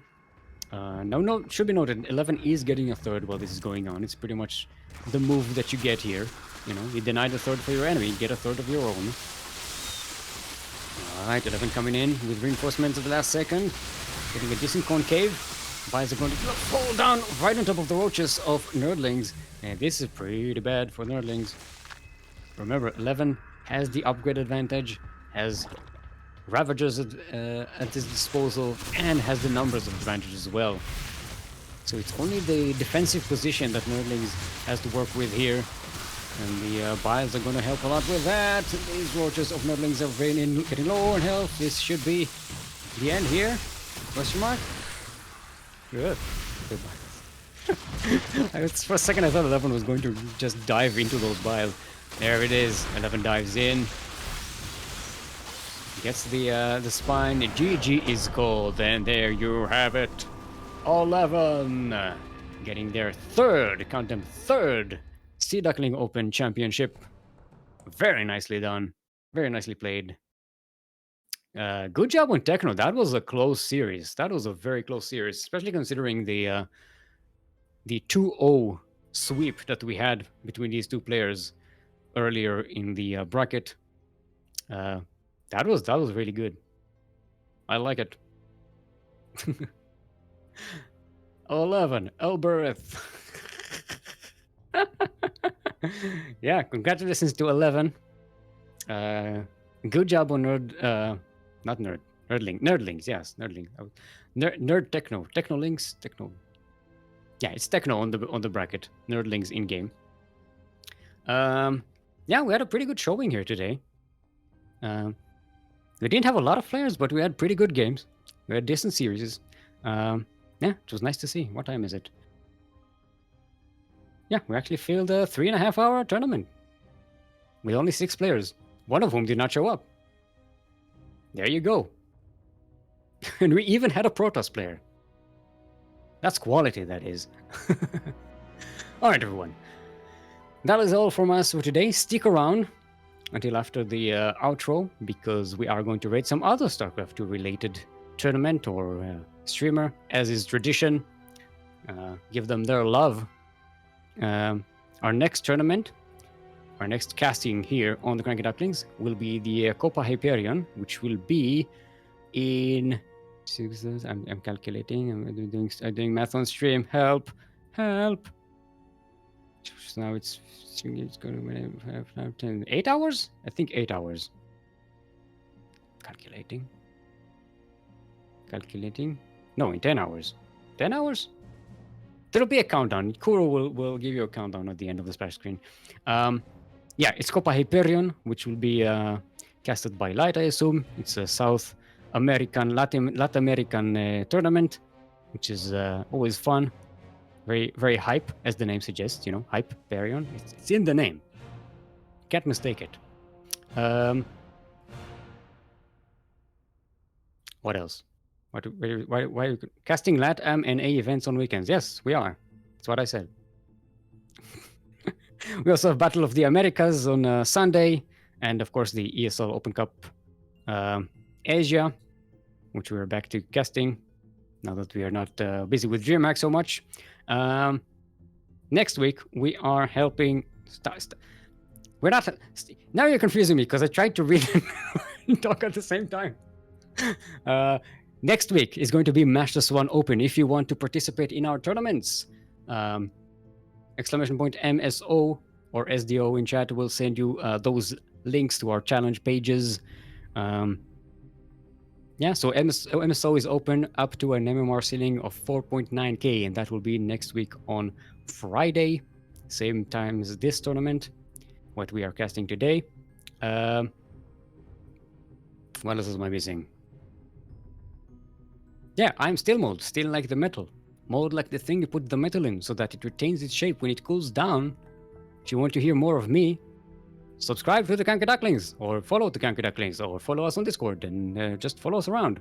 Follow me on Twitter at steel_mold. That is steel_mold. Shout out to 16th Squad Sanseki, otherwise known as Kuro, otherwise known as Group, hero of the Wasteland and savior of esports. She was your observer/streamer/production today. If you like the smooth movements of those observer camera, go ahead and hype Kuro up, because she deserves it. And yeah, what else am I missing? You need that? Patreon, yes, we have a Patreon page, exclamation point Patreon in chat. We'll send you to our link. If you pledge to support us with $5 or more per month, you will get access to our subscribers only chat in Discord, where you have 2 options available for you. 1, help Yakuzaku with his homework, or 2, replay packs. That is replay packs from the many professional tournaments that we are either organizing or are involved in, and we have permission to share their replays. Also, you don't have to choose between the two. You can do both. You can both help Yakuzaku with his homework and get replay packs and play team games and stuff with us. It's a lot of fun. Sometimes we post cat pictures as well. It's worth it just for that. Anyway, that was all from us. Like again, stick around for the raid. Don't just run away. Have a great weekend. Enjoy your weekend. Play the game. We know you like it. I don't like it. I'm not going to play StarCraft 2 because I hate playing it. But you don't have to. You can play it. You can play it. You can play it if you want to. I'm not judging you. I am, but no, I'm not judging you. You have bad taste, but I'm not judging you. So get good and prosper. Have a great weekend. Goodbye.